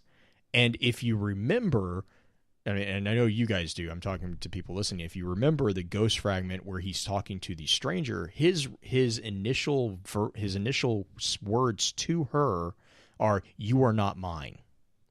I don't recognize you." Like, he views, like, the Warmind Rasputin views things in ownership terms, I think. And that's why I see that last piece is just, oh God, Green. Oh my God. You just said ownership and, like, marking territory. Oh my gosh. I just got a picture of Robin Williams' skit about mine. Yeah, there you go. Mine. Yeah. But I mean, I kind of get that as being the reason why Ghost actually gets his memory wiped, is because it's Rasputin being like, "No, you're my property, and I didn't authorize this, and so we're just going to pretend like it didn't happen." Well, and in that respect, that ties back to how much of Ghost realistically ties back to us. Like, our minds obviously didn't get wiped in that regard, so we still know what it is that's going on. And since we're just mute, I guess Rasputin doesn't really care. Right. But for... Oh God, I love that, the quote that explained Ghost, like, "You don't talk much. Are you sure you're okay upstairs?" Like, oh God, yes. Love it. But it ties back to this idea, like, why is it that we couldn't end up, like, telling Ghost, well, this is what happened? Is it just a matter that he's going to be like, no, we weren't doing that. It's totally okay. Because he's still waking up and coming back from it. He's able to see these pods that have the Warminds logo, like, plastered all over them. Like, what are we doing inside of the Warmind bunker on Io? Like, what's going on here, Guardian? Why are we here? Well, the other thing that makes me think that they're subsets there is the fact that Rasputin's logo is on all bunkers. Right. There's not a logo for Martel or Charlemagne necessarily. Mm-mm. It's all Rasputin. We just have these other names that are in there that we know him as. Well, and that's the thing with the logo itself, because there's one for, I guess, quote unquote, Rasputin, and then there is just the standard diamond. Good grief, diamond shape that you could say that is called just a Warmind logo. Or at least I've always thought of it that way, I should say. Yeah, Justin and I have always looked at it as Rasputin's has wings, and because he has the Seraphim Vault, and then the rest of the Warminds just have the diamonds. So, I mean, Rasputin's also the first among equals, so he is a Warmind, but he is in possession of the Seraphim Vault, which is on Earth in the Cosmodrome. And if I'm remembering, I can't remember if it's actually in game, but Seraphim Vault has always been explained as kind of like the seed of the Warminds. Like, it's kind of where they were created, the Seven Seraphs, and all those stories of those figures. That's pretty well on. I had somebody say that and Pins just pointed out on Anomaly, that's where those two logos are also. Right. The winged one and the not winged one? Yeah. Mm-hmm. And then also, I think, oh gosh, I'm going to have to go look real quick. I think Martel's core might have the wings, actually, now that I'm thinking about it. I would have to go back and crack open D1. And I have to actually look at the image that is up for the... yes, Martel's does have the winged one, but it's half of the winged one. Right? Isn't it just like half? Right. Yeah, it's just half of the image, which could say that Rasputin might be the parent, which doesn't make any sense. But anyway, that's another speculation. Well, but that goes back to Green's comment, right? If Rasputin is the prime, if it's actually all one Warmind and they're just different assets and just different aspects of the same Warmind, then Rasputin would be the parent. Well, if Rasputin is the sword, and Martel is the hammer, what is Charlemagne? I mean, Charlemagne has the sword, right? The Yeah, Joy- Charlemagne is Joyeuse. Yeah, and that's Rasputin has what, the poison? Because that would totally make sense. That would totally make sense. Would actually make sense. And to confirm, Rasputin's the fire because he burns people's houses down. Oh yeah. Oh, God. Bam! That's not proven. That's not proven. I'm That's done. not proven. That's not proven. Disney made that movie. Okay, I'm pretty That sure. does not mean There we go. that Bartok is evil. Our quota is filled. There's your Disney quote for today. Yes. I didn't even make it. That was blue. I know. That was not me. That was all blue. Mm-hmm. There, be proud of me. Be proud of me. I am proud. And I technically, will- that's not Disney. Was it not? No. Sorry. I should note the on the expansion pass and the expansions, it is, if we're going by this logic, Rasputin's logo then. Yes, Mhm. because it is the winged stuff. But I Yes. don't know if we've seen anything that's not winged in Destiny 2. Not yet. Yeah, I would probably say so. I haven't seen anything, even on like boxes or anything like that. But with only realistically having like one room to look at so far, that doesn't help too much. And we still don't necessarily know like who was on Io, if it was just a connective bunker for Rasputin, or if it is for another Warmind entirely. Because Io was a very, very, very important moon, especially with it being around Jupiter. Simply with the fact that Jupiter, at least to our knowledge, can't be inhabited. Like, you can't go onto the surface of the thing at all, or you're dust. But that was the last place that the Traveler touched, as we know from the background of it all. And it's also the last place that Ikora constantly goes back to for meditation and so on. So it has extensive and immediate proof of like why it is so just so important to the world of Destiny in particular, but to that system of the Jovian moons. But it's just you don't know exactly what else is underneath, because if the Cabal had to go ahead and drill to get there, it offers up plenty of other questions. Here's my question. Weren't the Warsats... I mean, the Warsats were established prior to the collapse. Mm-hmm. The Io Yes. was there. We know that people were on Io after the Traveler went there because they wanted to study the Traveler. Mm-hmm. And it was the last place that the Traveler touched. Mm-hmm. That means we developed the bunker there fairly quickly. I mean, we don't know not how necessarily, long we don't know how because- long the Traveler was there. Well, no. Well, we no. also don't know if how long the Golden Age existed, right? Right. Because the Yeah. Warminds were created during the Golden Age. Right. So your bunker wouldn't have been created while the Traveler was on Well, okay, this goes back to another whole debate. But arguably, the Traveler wouldn't have necessarily still been on Io when the bunker was built, but it would have been during But- the Golden Age. But there's no other But the Golden Tra- Age civilization on Io. The only other installations we have that we've seen, that we've been to, is the Cabal installation. I would emphasize, though, that so Io is a sacred space at this point. Mm. And I mean, think about it in a pseudo-religious context, though. You might not necessarily build a massive sprawling complex on a sacred space. You might want to leave it as the quote-unquote, and I really hesitate to even say this next part because it's going to probably be misunderstood, but you want to leave it as close to as when the deity touched it in order to retain the sacredness. Not that the Traveler was viewed as a deity, but because it became to be kind of a pilgrimage area, they might not. And we also, again, this kind of goes back to the fact we don't know how long it's been since the Golden Age. It could have been Right. a sprawling metropolis. I mean, look at some of the areas in like the Cosmodrome and stuff like that from back in the way. We have rust, we have wreckage, and we have all this stuff, but you know, it's very overgrown. It's very overgrown. So, and then also we have scavengers going all ham on everything. So, you know, that's not to say that before we started going back to Io, it didn't get picked clean by Fallen or somebody. There's no Fallen on Io, is there?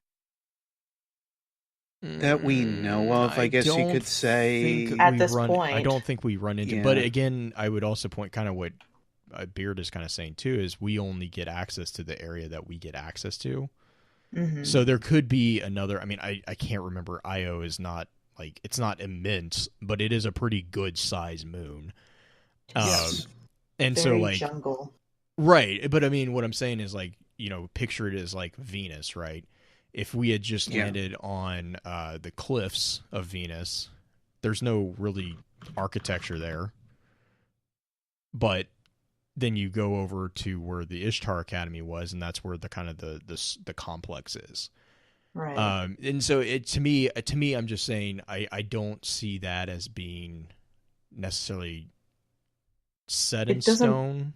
It doesn't break anything. It's just one of those thoughts like. Right. No. Why haven't we? Yeah, to give you an idea, Io is what is listed online through NASA, 0.28 Earths wide. So to give you an idea, at least in terms of its size, it's still a fairly it's a large moon, definitely. So it's about. And granted, you're talking 0.28, so about a quarter. 0.28, okay. Yeah, a little over a quarter. It's definitely not a small moon, and we don't necessarily know like what was going on underneath it. And to necessarily call back to the point, yes, it's sacred to the warlocks.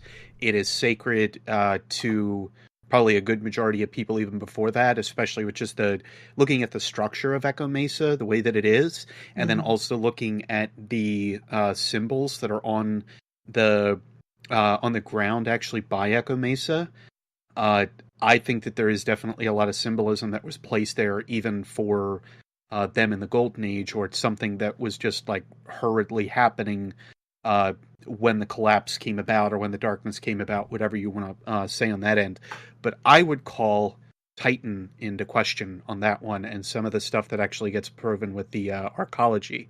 I feel like this is slightly off base in a way, but the for how everything would have been developed and whatnot, Titan actually talks about bringing the Traveler in to finish the terraforming that was happening on it. And with Io, we don't necessarily know if anybody else was there prior to cause some kind of habitable space to be formed. Because we were dabbling in terraforming business, and I forget the group that does it. It's Lost Pacific. No, not Lost. It's. I mean, the arcology was the Exodus Black. Yeah.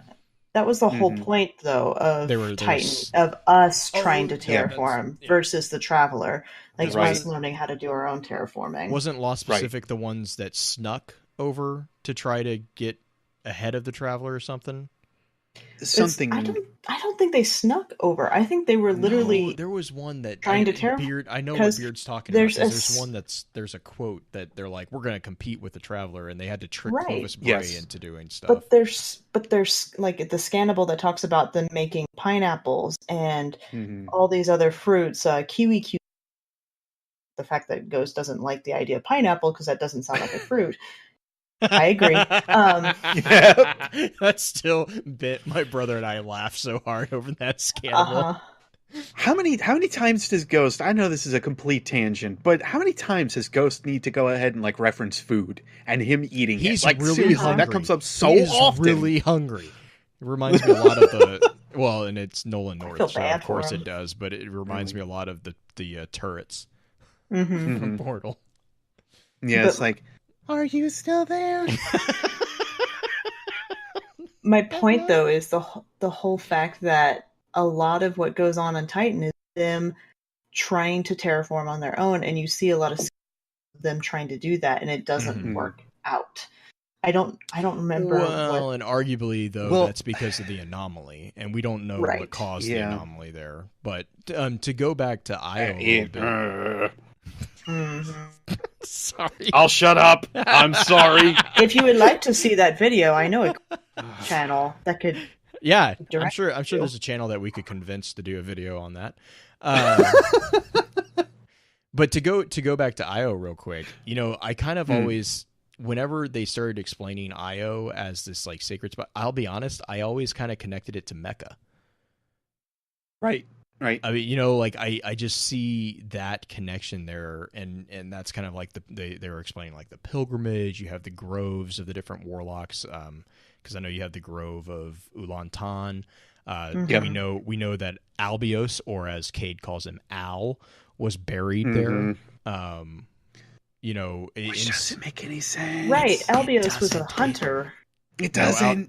No, Albios was a warlock. Or Albios was the warlock. Yeah, the 5 Lives of Albios. He was the one that vanished on Venus. So I'm not really sure how they buried him, but whatever. Yep. Cade was best friends with Ahamkara touched one or something. Yeah, I think that was the main idea. But yeah, anyway. He found the Ahamkara, but it was too late. But yeah, so like we know that Io is very sacred to the warlocks, and it almost to the point where I'd say it's basically the equivalent of the way the Titans viewed the wall. Io is their sacred space. The wall is kind of the Titans' sacred space. You know, we learned in Destiny 1 that Titans are buried at the wall. Well, Destiny 2, we find that warlocks are kind of buried on Io, or at least there's memorials to those warlocks on Io. Yeah. And so to kind of go back, though, that's kind of where I see it. I just have always kind of connected it in my head to like a Mecca, or not a Mecca, but Mecca, the area in, I think is it Saudi Arabia? I'm terrible with geography. Don't yell at me. Me too. But the connection there that I was trying, or the original connection I was going to go back to with Arecibo, is the argument that I have that it's a different Warmind is actually because of the way that the vault is determined, like, or the designation of the vault. The vaults in everything that we've seen so far have all been Vault RA or RSPN. Or no, RAS. RAS2. We have the Seraphim Vault, which is underneath RAS2. And that is all connected to what's identified as AI-com/RSPN, which is basically Rasputin's designation within the AI network of... Yes. Yeah, Beard just put that up there. That's where that entire thing came from, is that screenshot. Yep.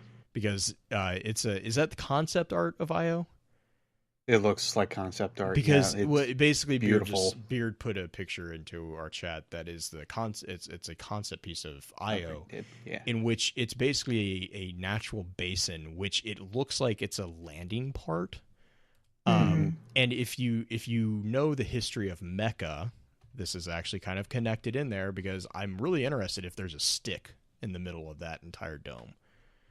Because if there is, it's kind of on the nose for Mecca. Because Mecca is supposedly where the stick, or the rock that is hovering, is sitting on the stick in the middle. I think if I'm hoping I'm remembering that right from history. If I'm not, I apologize to everyone. No, you're right on the nose with that one. Okay, but that's why I'm like, I saw that concept picture, and the immediate thought that I had was, oh, this is like a Mecca. This is like Mecca. This is the holy place. This is where the traveler came to rest. And then that's kind of, brought on and on and on by Ikora and all that stuff. I think that place was built after the traveler landed there. Well, so was Mecca. Right. I mean, the story of Mecca was that it was landing pad. I think it's after that whole, because it's a crater. Right. The image that we're looking at is a crater, and if you remember the imagery on Mars, the traveler is kind of in a crater-like area there too in Destiny 1. So I mean, it may be just a memorial to the traveler being there after the traveler left. I mean, I don't know if it got built up.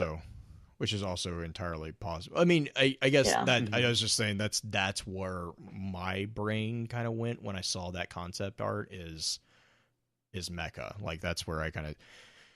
But anyways, to kind of pull if you back, almost go for it. If you almost look at it, it almost seems like the buildings itself, especially the back rise, seems to, and I know this is great talking about imagery on a voice show. Yeah. Yeah, really. But the buildings themselves would always have it seemed like they would be about crater height or a little bit below, so it would almost allow the traveler to kind of sit there and still be visible completely even above the craters. I almost wonder if that wasn't like thought of in mind. A pedestal? A pedestal? Yeah, like a pedestal, being able to like put it... a hovering rock would sit on? Yeah. Go figure, man. I mean, like, and I'm sorry, imagery. But that's exactly. I mean, that's what I'm saying. Is that's the image that keeps coming into my brain. Is this? Well, you weren't alone when you start saying that. Like, I immediately thought that it was some kind of like holy city that I was looking at. Like, even from before they started talking about it, that is exactly the thing I thought of. But also think of, if you look at the imagery on this, and again, we're talking about an image on the podcast. I think we got to put the link in there for us. I'm gonna put the link. I'll put the link in the live stream, and then also I will include this in the show notes as well. Yeah. I mean, if you're going to talk about it as being a city, it could be another version of the Last City. The Last City popped up underneath the Traveler because it was a safe place for people to go, and they had the protection, or they thought the protection there. The other thing, if you look in this, in the background behind the main mass, there's a series of spikes off in the distance, and there's also these ruts, which reminds me a little bit of what is it called? Gosh, crop circles, kind of crop circle-y, but I don't think necessarily it is that. I mean, it could be. Well, these crop circles everywhere. These circles also appear. I'm going to say that that's the Traveler's logo, I guess. That explains everything over the last how many years of alien life. But these circles have also... Yes. Roswell? No, Traveler. Well, anyway. Yeah. But these circles have also started to kind of pop up in a lot of different concept art as well, and that's something that I think is kind of interesting. We even see it in some of the newer things that people have been kind of relating back to... what's that useless warlock's helmet's name? The sins of whatever. I can't remember it now. Useless warlock. The useless warlock's helmet. I didn't say it. I said helmet. Neither did helmet. I. Okay, helmet. Useless warlock helmet. Yeah. Quote. I can't think of it. From D1, Sins of that Necros helmet? or something? No, Necros? Nezarexin. I'm sorry. Oh God, that one. Before I end up getting into a full tangent here, but we've seen some of these other concept circles that seem to exist, so it does kind of play into this idea that maybe they've existed elsewhere. How does this tie into Warminds again? Well, I was going to use a segue with the Holy Sword. Yeah. Okay, so anyways, back to where I was going to go. Look forward to the IO episode when we dig into this again. Yeah, we will. Jiminy Crickets. I'm looking forward to that episode because obviously there's some stuff we need to talk about. But I was going to say the connection that I was making with the Warmind bunker and the Arecibo being a different aspect, Warmind, whatever you want to call it, is that acronym is completely different from all the vaults of Rasputin that we've seen so far. Because that is because the vault on IO is JYS2. It's not RAS2. And so a lot of people have kind of, and I saw this and I was like, oh, thank God I am not the only one who kind of made this crazy connection. Joyous is the personal sword of Charlemagne. And so if you kind of do the hip thing and take all the vowels out of Joyous, you end up with JYS. Mm-hmm. And I'm like, okay, speculation. Like it's slightly possible, but it's that piece alone. If that was all that we had for Charlemagne, I think I probably wouldn't even be talking about it. But that in conjunction, and then also with Martel, with the little tidbit that we did hear from, before the game was even out. So is the debate whether or not that's canon in the game is a viable argument. I just think there's a few little pieces out there that are just enough to kind of the argument that this could be Charlemagne's vault into the realm of possible. I mean, I don't think I think it's much more probable, Green, that you're more on the nose than we are, that if anything, this is an aspect of Rasputin. But then I go back to also the idea of kind of what Beard and I were talking about earlier about the different music components, and how of all the music components, the only one that was really strongly semi tied back to Rasputin was the last one, in which he kind of retconned Ghost's memory of the entire thing. And again, if you kind of see Rasputin as this territorial dictator, that kind of makes sense. Like, you know, he's kind of like, no, you're not doing this. This is mine. Well, and to slightly interject on that point as well before we get too far from it, it's funny how Green had also mentioned how the three of them kind of overlay each other, or at least the two overlay the handle piece, but the only one that doesn't fit into it is that final piece, the Tchaikovsky. And that's the one thing that I think kind of stands out to me as being the weird part, because it would be aspects of the whole, or it could end up being that these are three others kind of working against the tyrant. Like almost like it's an argument that's going on with music. Really. I don't. I mean, okay. I don't necessarily. I don't buy that necessarily. Okay. Just because the first one, when we stumble, and you're talking about the music boxes, right? Being an argument. Right. Okay, so the first one, when we stumble, being different aspects. Right. Yeah.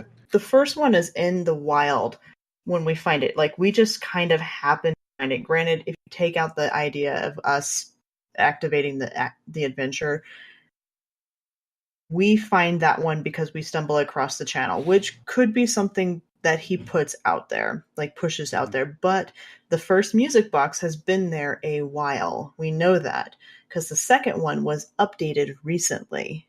That is a line from the mission, that the second music box has recently been updated, like very recently, as in like right after we scanned the first one.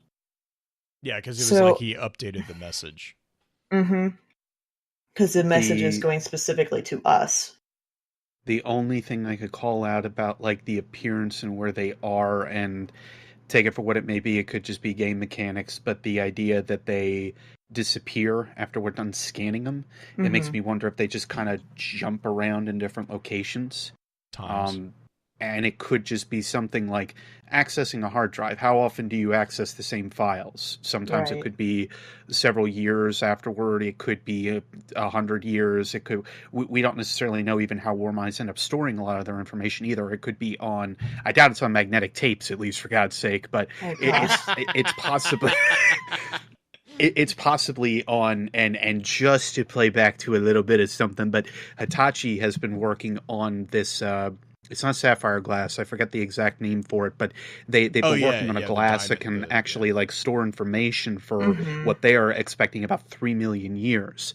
So there are ways and other types of plays that they could utilize for this. But long story short, before I get too sidetracked on my own self here, thinking about AI as heavy as I have been the last few days, the biggest thing to me is that they just seem to disappear after we're done scanning them. And it makes me wonder if they're able to maneuver them around, or how much power Rasputin has, if it is just Rasputin to move them, or if they are also connected to time, because I'm also trying to figure out about the floaty, flittery red that kind of goes around them too when they're opened up. And it's almost as if Rasputin has a bit of transmat capability as well as either X building interference capability, but it's almost like he's infected part of the network.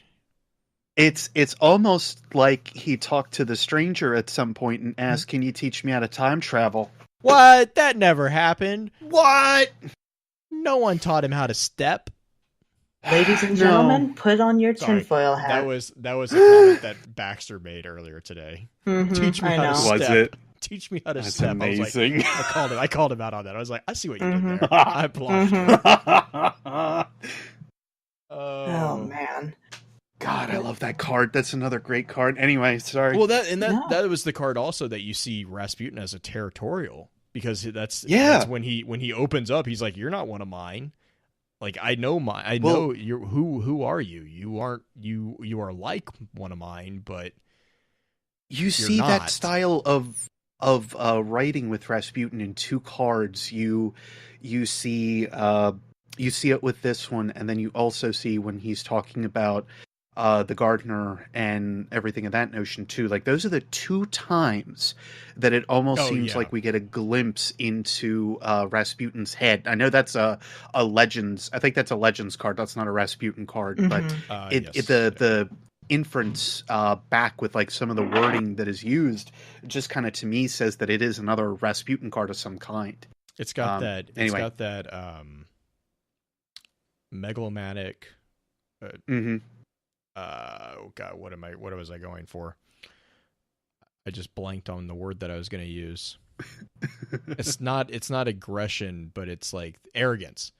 It's got like that slight, it's not like overt arrogance, but it's got like that, it feels like a subtle arrogance. Like I don't really know how to explain it, but read the card and I think narcissism. But it's not narcissism really. Like it is, but it's like confidence. Like, you know, like how you have like a really confident individual, it can come across as narcissism. The only difference between narcissism and arrogance is the perspective of the person. Fair.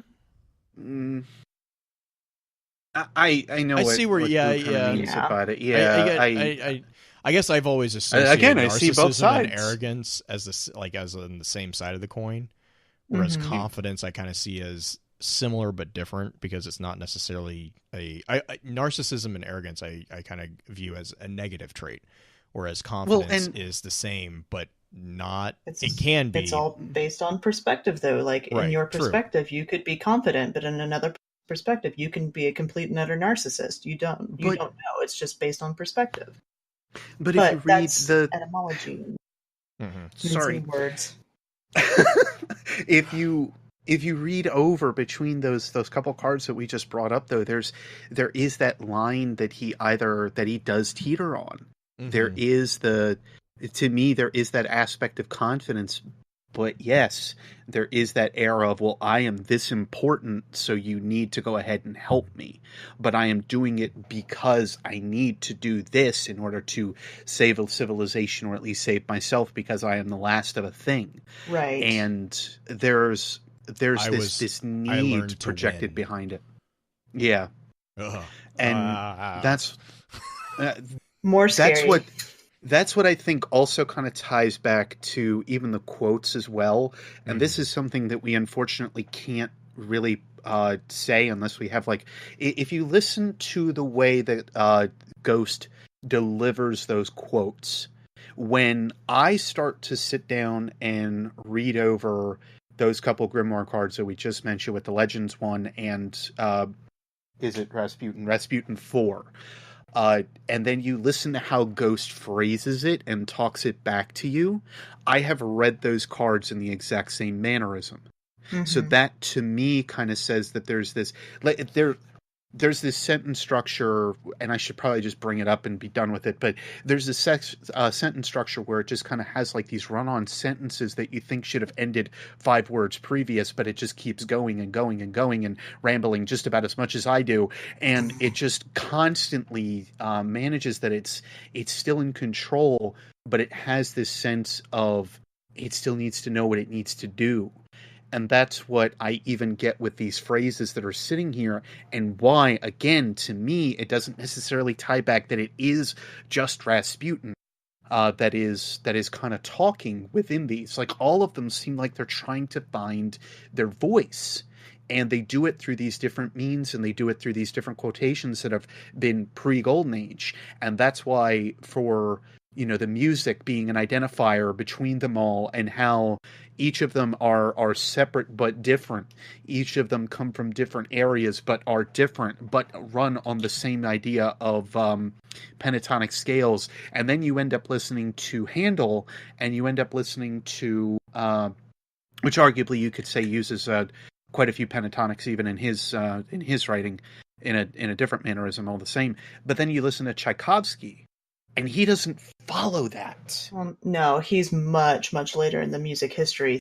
Right. And Breaking that's where this disconnect happens. And that's also where this disconnect happens in terms of the quotations. The only one that doesn't follow the thought that I've had on it is the Octavia Butler quotation. Because initially I started thinking that it was all in this line. It was because we started with The Tale of Genji as the first one, and then it continued to kind of branch up and move forward from there.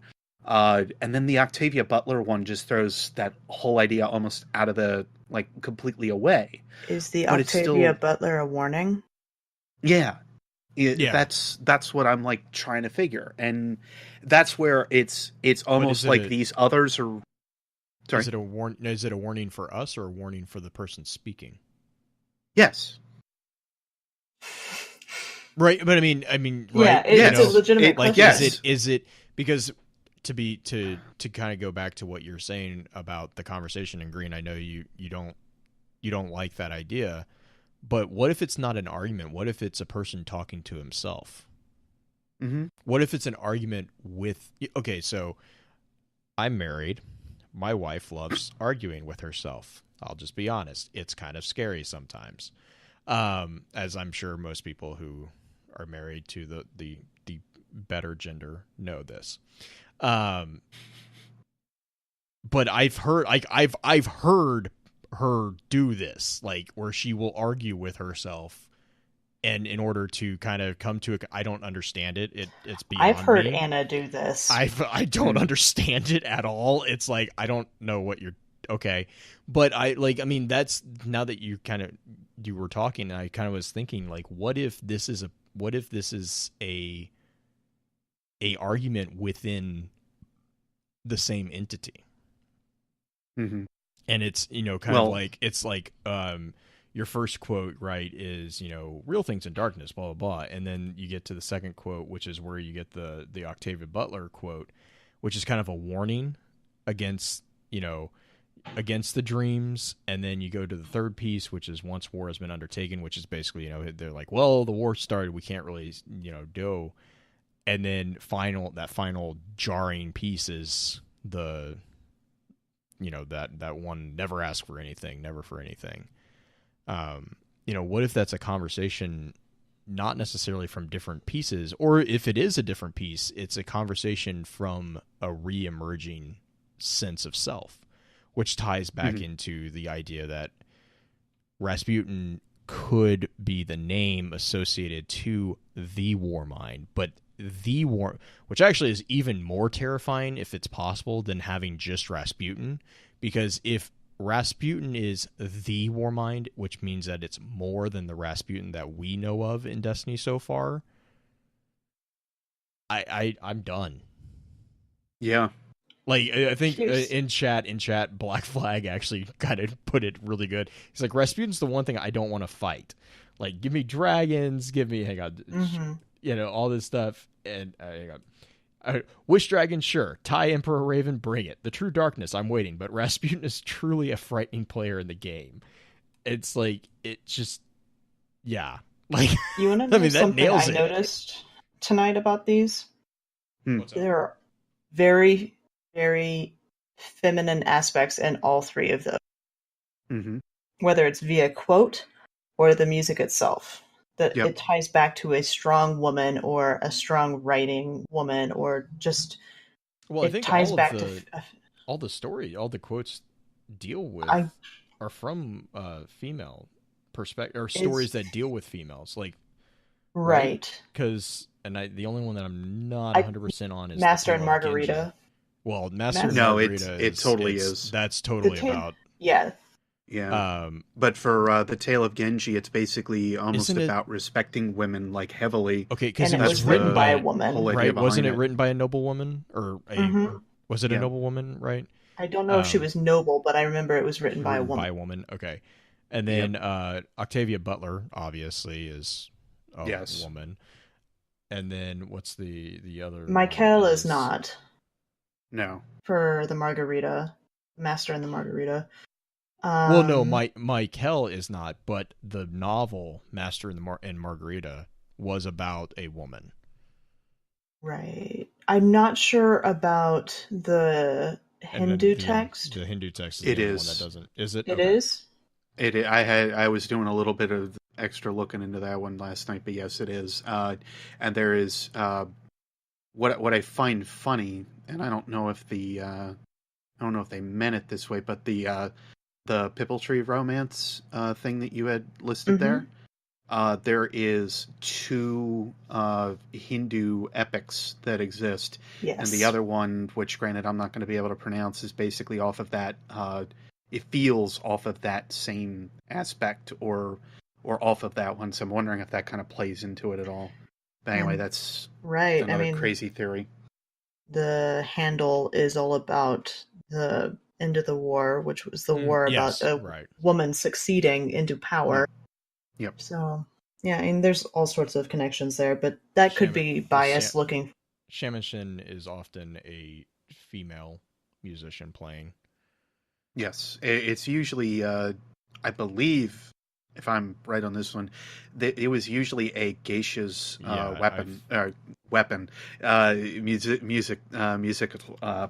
musical instrument. Good grief, I can talk. Hey, don't worry, but I that did that would last week. That was me last week. I couldn't pronounce it.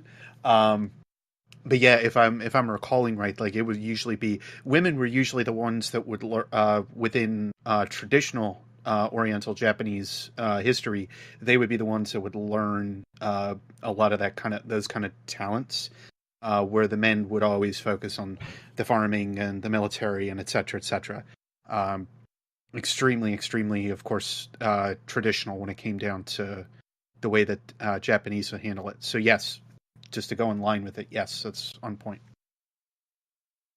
Cool. Yay, spin foil. Hooray! And actually, I was going to say, to kind of pull back into line with wrapping things up real quick, real quick in air quotes there. We did get a dispatch, and it actually we've answered it ad nauseum. So it was I'm gonna give him a shout out because I want to make sure that he gets credit. Grim Coyote, I was going to read your email, but I think we answered the question. His question was around Rasputin being the only Warmind. so it was pretty. I mean, he had a few other things like you know the other types of AI, but yeah. Right. And then yes, I will give him the kudos of Space Liches. I am so proud of you. I'm so proud. He has a clan on Xbox. Join a clan and you have Space Lich Omega. Yeah. Yes. I have corrupted someone and influenced a clan name. You have created a monster. I've created Yes, literally a monster. Yes. But yeah, so let's roll to final shout outs or final comments and shout outs. And Beard, what do you got for us? God, where do I even start? To be honest, at the beginning. I guess that's about right. The biggest thing in terms of like this community, there are a ton of people that it gets so hard to end up like sitting and listening to all of them. So just do yourselves a big favor and support whoever you can, however you can. If you can't watch a video, share a video. If you can't listen to somebody's podcast, at least share the podcast, stuff of that nature. I am always going to be a big proponent of that. There is not enough. There's not enough time in the day to listen to and contemplate on all of the things that are available right now with like all the spin foil or all the crazy things that we're doing at this point. It is just it's too massive of a time sink. Just know that any support that you can give to those people, even if it's not to me or even if it's not to somebody that I in any way endorse or has endorsed me, etc., I appreciate it because I know how it was starting out with any kind of entertainment or any kind of this medium. And in that regard, if you can help anybody else feel that way, do so. Small, large, anything. The support and the mindset, especially of myself, kind of waxing and waning the past several weeks, really. Some of you may know, and I'll say it publicly, and I'm fine with that. I have not been in the best of mindsets over the last 3 weeks. And if it was not for my community or this community in general, I don't think I'd be anywhere half as good. So all of you in every way do a lot to help all of us. Period. Well said. Green, what about you? My shout-outs this week. First thing, I just want to thank you, Beard, for coming back on, because I always look forward to when you come on, even though I much Final Fantasy episode. I really like it when you're on, because we get into some really intense discussions, and we are actually, I think, an hour over our normal time. And I am so sorry. No, that's not your fault. That just means we had good conversation. I might be able to edit it down so we're only 30 minutes over. Okay. Maybe. Yay! Maybe. But I want to thank you for coming on, because I like having you here, and I like being able to discuss these different things, because you are a great person to discuss it with, because you listen and you respond, and that is important to me as somebody who likes to debate these topics rather than just having somebody talk at you. And I appreciate you for that. She's anytime. She's totally talking about me. Oh, okay. He doesn't do it that often, just sometimes. When he's doing it. Is it Justin when he's too busy singing? Is that also the problem too? I'm kidding. No, I mean, I love these guys. I love all. It's just sometimes you get to chatting with people online, and that's really not anybody that I've talked to in our clan or in our group or anything like that. It's just sometimes you talk to people online and they talk at you, not with you. Mm-hmm. And having a conversation with somebody is important to me, because that means my voice is important too. And being not only just a lore person who doesn't, lore people are getting more hype in some ways, we're getting more exposure, but at the same time, we're still kind of viewed as kind of the step kid in the corner with the book still. Don't read my comment section. I'm just going to put it that way. Yeah, basically. It's the first rule of the internet. Yeah, basically. Comments. Yeah. Now, granted, not to plug my side of it, but that's why I end up making such a big deal of my videos being more discussions than they are anything else. There is so much of a need to discuss, to open up the doors, to continue to think about it more than it is just me telling you, well, here's what I found, but realistically, there's about 5 other different ways that you can interpret this or look at this, and these are some of those other open doors. Yeah, definitely. And that is why I will still read. I tell my comment section all the time, I still read all of your comments, but it's getting so hard for me to respond to every single one of them. And there are people out there that have some of the most thought-provoking and interesting ideas that I never could have thought of. Right. And that's the fun part of conversations. Yes. And just me sitting here going, I can, as somebody that's also been in slight real life thing here, somebody that's always been part of sales and everything, I know it's important to listen to my quote unquote customer at that point, but I've always viewed it more as it's more important for me to listen to the person that I am talking to. Yes. To, in this respect, better connect a product or anything else or whatever else it might be back to them. Because even if that isn't a thing that I am selling and it is information or advice, I need to be open to that person. And I don't know why I ended up getting on this tangent now about myself. Okay. I'm sorry about that. But it's something that needs to be said. It is. Yeah, and I think that's where, to be, to steal the limelight a little bit from you, I think that's why we get along, our two communities, is because that's very crucial. That's a very crucial component of Focus Fire. I mean, anyone who's, if you're listening to this and you're not in our Discord server, feel free to jump in, because what Beard just said is what I push, what all our moderators push. We don't allow that kind of badgering, because it's counterproductive for all intents and purposes. And I mean that in all seriousness. It is counterproductive, because some of the best ideas come from having to hash it out and re-explain things. Mm-hmm. It's by re-explaining constantly different aspects of knowledge that you know, that you learn it better. Because and Rhino, I think I saw Rhino in the chat just a minute ago. Rhino and I have had this conversation a lot. The argument that I've always had with people, and the argument that he actually sent me a link to a site that really put it in better words than I have ever put it in, is if you are truly that knowledgeable about something, you should be able to break it down and explain it so that a 10-year-old can understand it. Exactly. If you cannot do that, it is nothing against you, but that just means we need to get better at explaining it. And that means that we need to get better at understanding it. And the only way to do that is through pushing your brain, pushing your mind via conversations, just exactly what Beard is saying, through discussions and true discussions. Active listening is a very big part. And what I mean by that is, don't, in the same regard that, Green and Beard are talking about listening to the other person, it's not just sitting there quietly waiting your turn. It's actually engaging in them. And that is something that, and I think I kind of speak for, for my age, I grew up kind of before internet really. I mean, we kind of grew up with the internet taking off, and a lot of people who are growing up and who are finding their voices in today's world are finding it via the internet. And so we have a different paradigm here. I'm used to having to, playground rules, like literal physical playground rules. Like you don't say some of the things that are commonplace to be said on the internet, because quite honestly, you get punched. Like, I mean, there was physical ramifications for some of the things.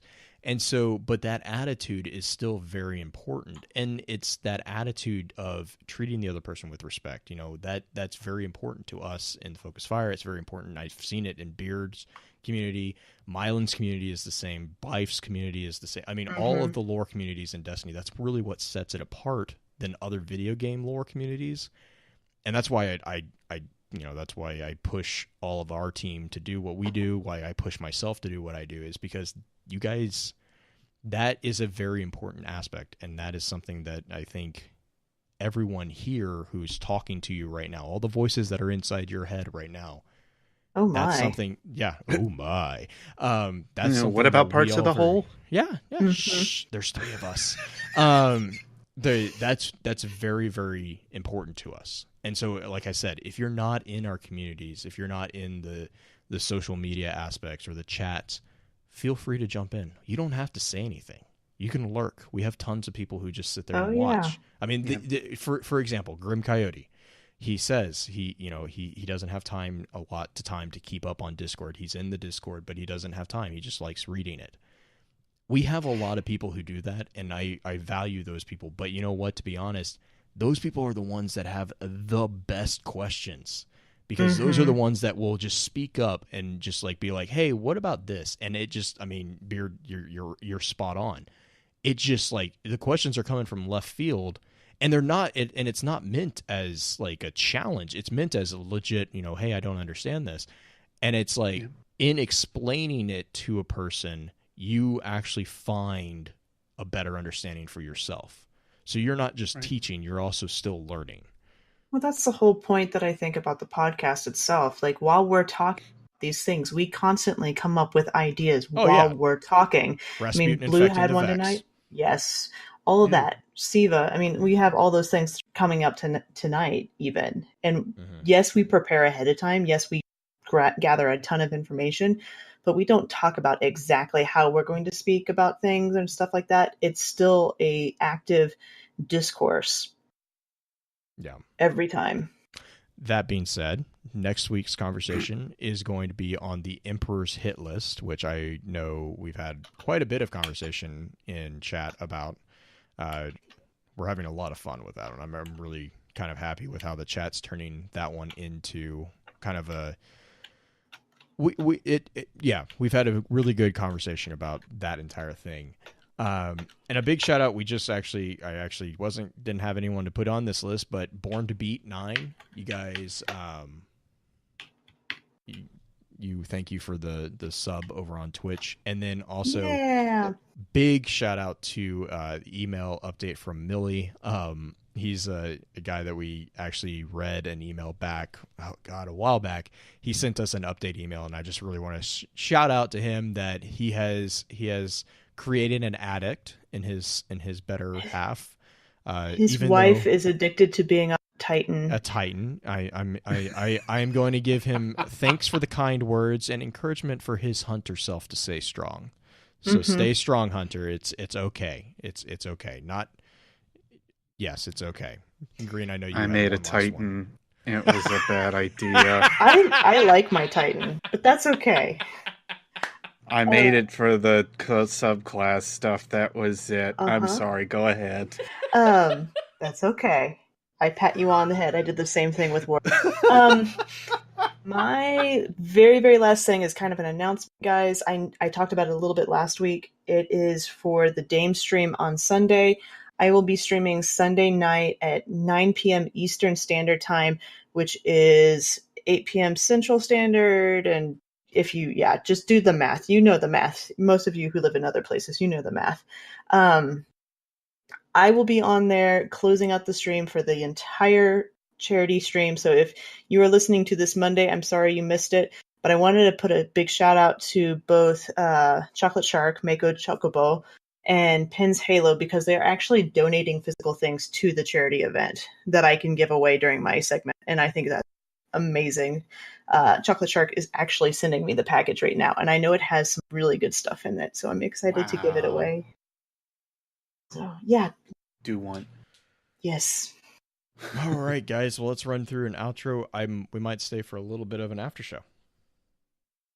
With that, we'll begin to wrap the chat up. Thank you again to those over on Twitch for coming to spend your evening with us. If you'd like to join us for the live streaming of the episodes each week, please be sure to give us a follow over on twitch.tv/FocusedFireChat.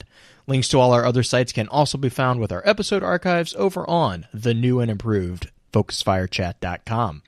Thank you again, Beard, for joining in on the conversation. I'll be sure to get your contact information up in our show notes for this week for anyone who wants to continue chatting with you. And please be sure to email us at FocusedFireChat@gmail.com with any comments or questions for our team concerning the podcast, and let us know how we're doing by giving us some feedbacks and a rating on iTunes as well. Also, make sure to check out our partner podcast within the Guardian Radio Network over on theguardiansofdestiny.com. So, until next time, focus your fire, and may your light shine bright.